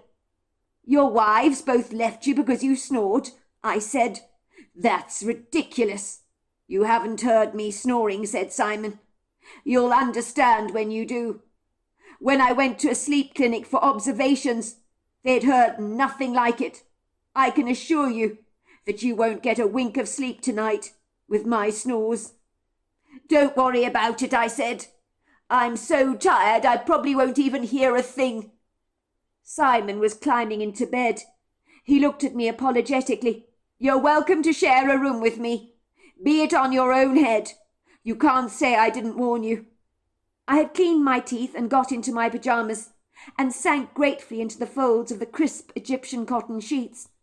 I knew Simon was not best pleased about my presence in the room at the wedding venue, but it was just too bad. I was far too tired to care, and once my head hit the pillow, I was out like a light, but not for long. I was awoken to the most frightful snoring noises, as if I was sleeping amongst a colony of pigs. It really was that bad, and to date I have never heard snoring like this. No wonder the sleep clinic was confounded by the noises Simon made. It was impossible to believe that a human being could make such loud noises. This was insane. I just could not get a wink of sleep, and yet I was absolutely exhausted.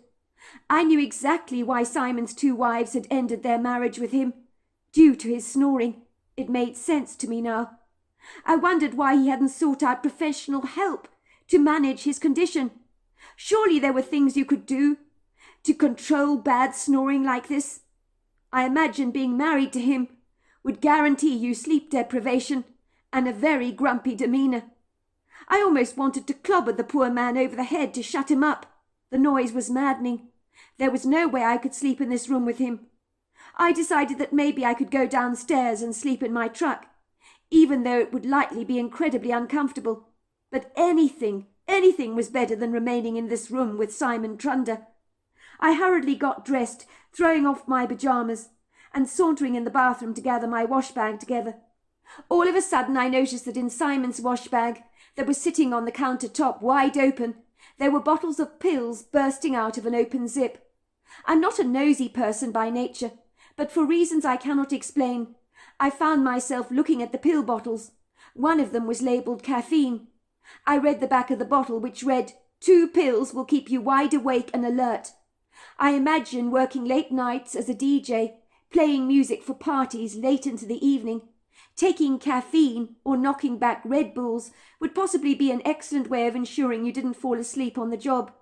I stared at the bottle of caffeine pills rather longingly, through bleary eyes, and in that moment an idea burst forth in my mind.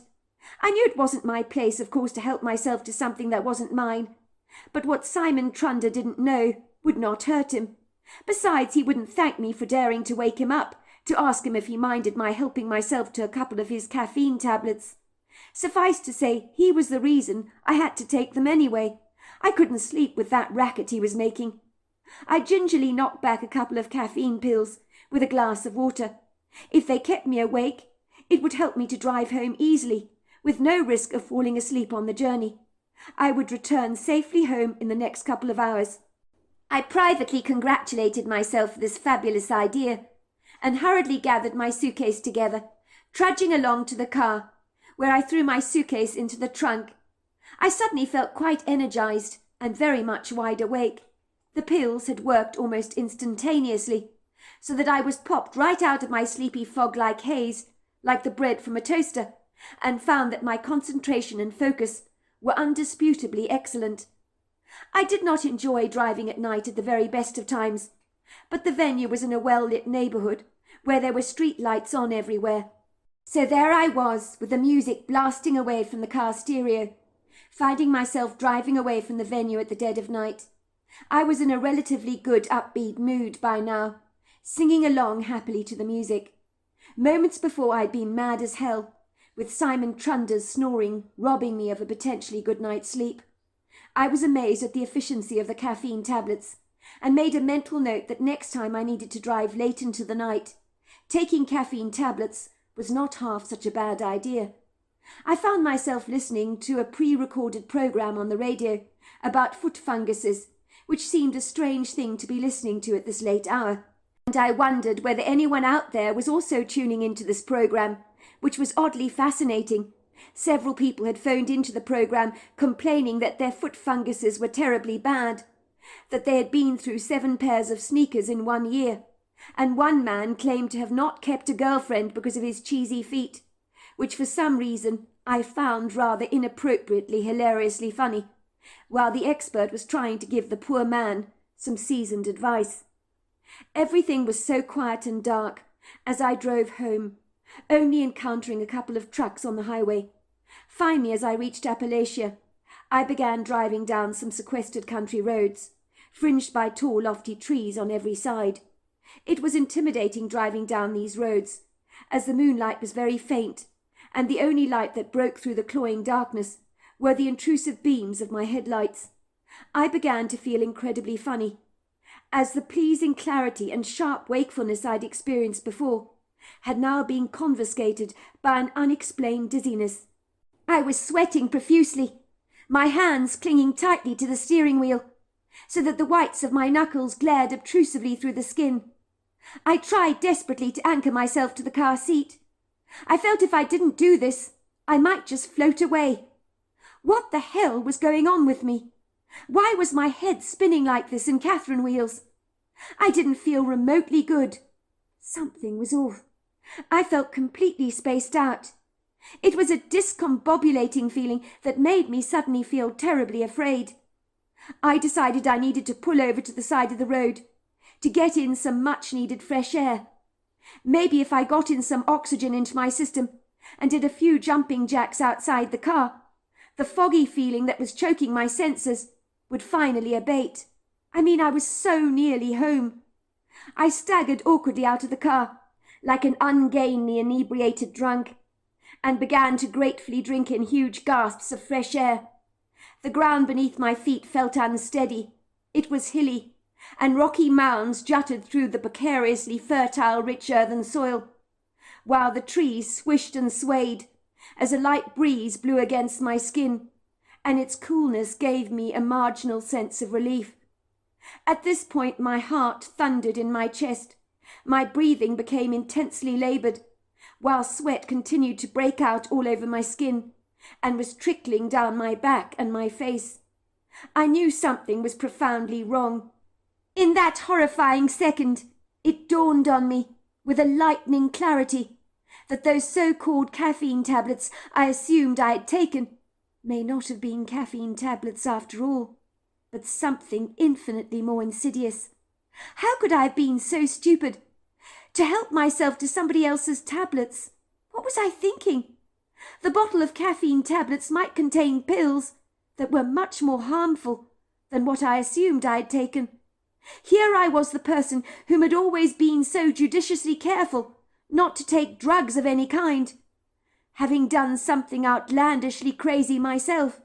I was always sagaciously warning people, young people my age, about the intrinsic dangers of taking drugs of any kind, and to always be on their guard in not being duped into taking them.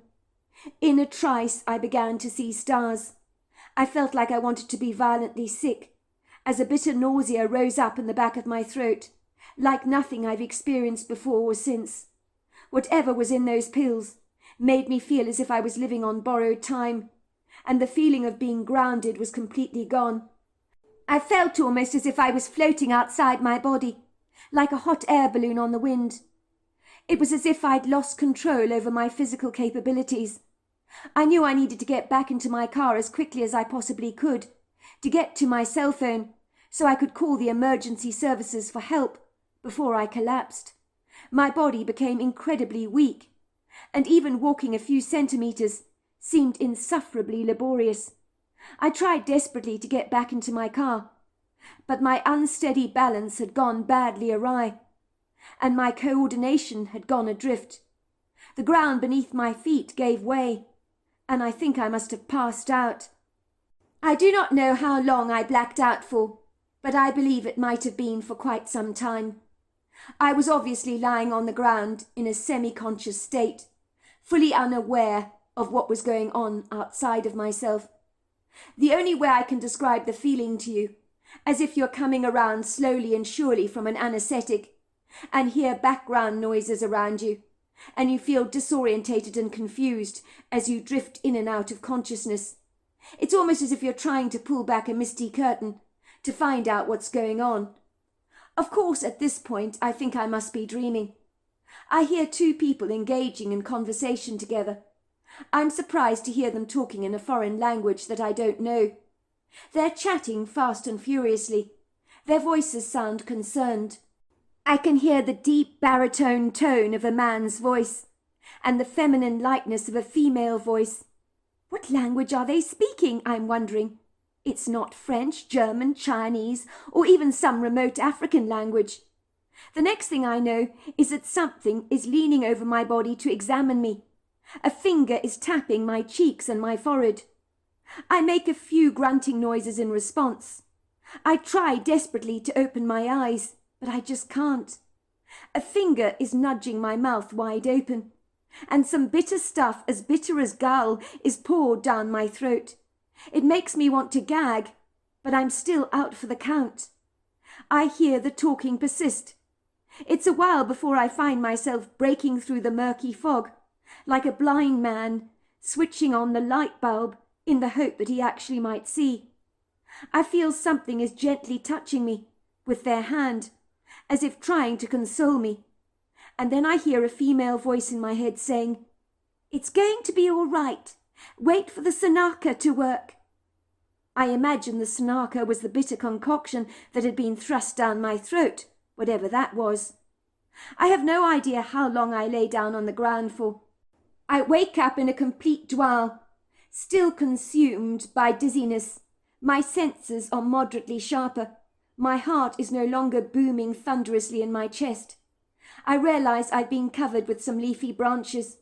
I'm lying on the hilly embankment on the side of the road, heavily fringed by overhanging trees. My car is parked not too far away from me, on the grey asphalt. I open my eyes slowly to take in my surroundings. I try to make sense of my environment as I brush away the leafy branches from my body that were keeping the cool breeze off my skin. I feel momentarily confused, like my grandfather must have felt when he found himself with his brother Martin in the quarry. What the hell was I doing here? It was a while for me to remember the pills I'd taken. That was when I remembered the need to pull over my car to enjoy some fresh air. But then I'd felt so woozy that I knew I needed to get back into the car to get to my cell phone to call for help. But I'd failed to get to the car in time. But what am I doing here, on the side of the road, on the embankment, covered with leafy branches? Who put them on me? All of a sudden I sense that something is watching me. They're sitting feet away from me on their haunches. It's a female Bigfoot. My head swivels around to take her all in. The first thought that goes through my head is she real? Am I deluding myself? Am I hallucinating?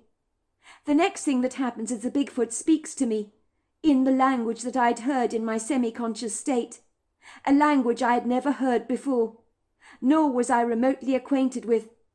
But as she speaks to me, her treacle-coloured eyes hold mine. I understand the meaning of her words, as the English seems to pop into my head, like the corn in hot oil when it transforms into popcorn. "Of course I'm real. How are you feeling? You gave me quite the scare. Your spirit was flung out of your body. It was not your time to go. We had to get you grounded. You might feel disorientated for a while, but I'm sure you're going to get better." "What happened?" I asked her. "You collapsed," she said. "We saw you were dizzy. You passed out. You're going to feel a little odd, but the stuff we gave you will make the poison in your system pass through you. You'll be fine." Once again I must have blacked out, because I remember nothing after that. But a whole day had gone past, and a night was born, because the next time I woke up, I was in a cool place under the trees, swaddled by more leaves, with the female Bigfoot squatting at my side, still watching over me. I don't think for a moment she had left me. "How are you feeling?" she asked me again. "Sick," I told her. "Really sick." I do remember staggering to my feet and walking over to a bush to violently throw up the contents of my stomach that were green and revolting and smelt rank. Everything was a bit of a blur after that, I hasten to say. But after I had been sick, I recovered quickly and felt so much better. The Bigfoot led me back to my car, and I managed to get home. I spent an entire week recovering from those pills that I had taken. I still have no idea what was in them, but they were not caffeine pills, that was for sure. When I told my grandmother what had happened, she was completely staggered and bemused. "You mean to tell me you helped yourself to a stranger's tablets? You thought they contained caffeine? What the hell were you thinking? I thought you were more sensible than that. You'll probably find drug users often use old pill bottles to contain their drugs." "I was sure they were caffeine, Gran," I told her bashfully. "You have no idea how bad this chap's snores were. He's lost 2 marriages over his snoring. I could not sleep in that environment." "But why didn't you contact James? Ask him if you could share a room with him. I'm sure he was staying at the venue." I groaned. "I didn't think of that, Gran." "That's the problem with the youth of today," said my grandmother, shaking her head sadly. "They don't think. You know, there is a major drug problem here in Appalachia, and yet despite everything you've learned over the years about drugs, you pop 2 pills you don't know anything about, as if you're sucking candy. I despair with you. I really do." "But I thought they were caffeine." "Don't assume to know anything, love. There are rules you always need to follow. One of them is to never ever leave drink of yours abandoned, in case someone slips something into it when you're not looking. Number 2 is to never take a joint from a drug dealer, because it might be laced with something. And number 3 is don't accept a paracetamol from someone for a headache, unless you know they can be trusted. These drug dealers use every trick in the book, you know." "You know what, Gran? I don't know what I would have done if those Bigfoots hadn't helped me. They gave me something that helped eliminate the toxic poison from my system." "You're lucky they saw you. That's all I can say," said my grandmother. Since that harrowing experience, I'm all the more determined to stay the hell away from drugs of any kind. And I'm in no doubt that those Bigfoots saved my life.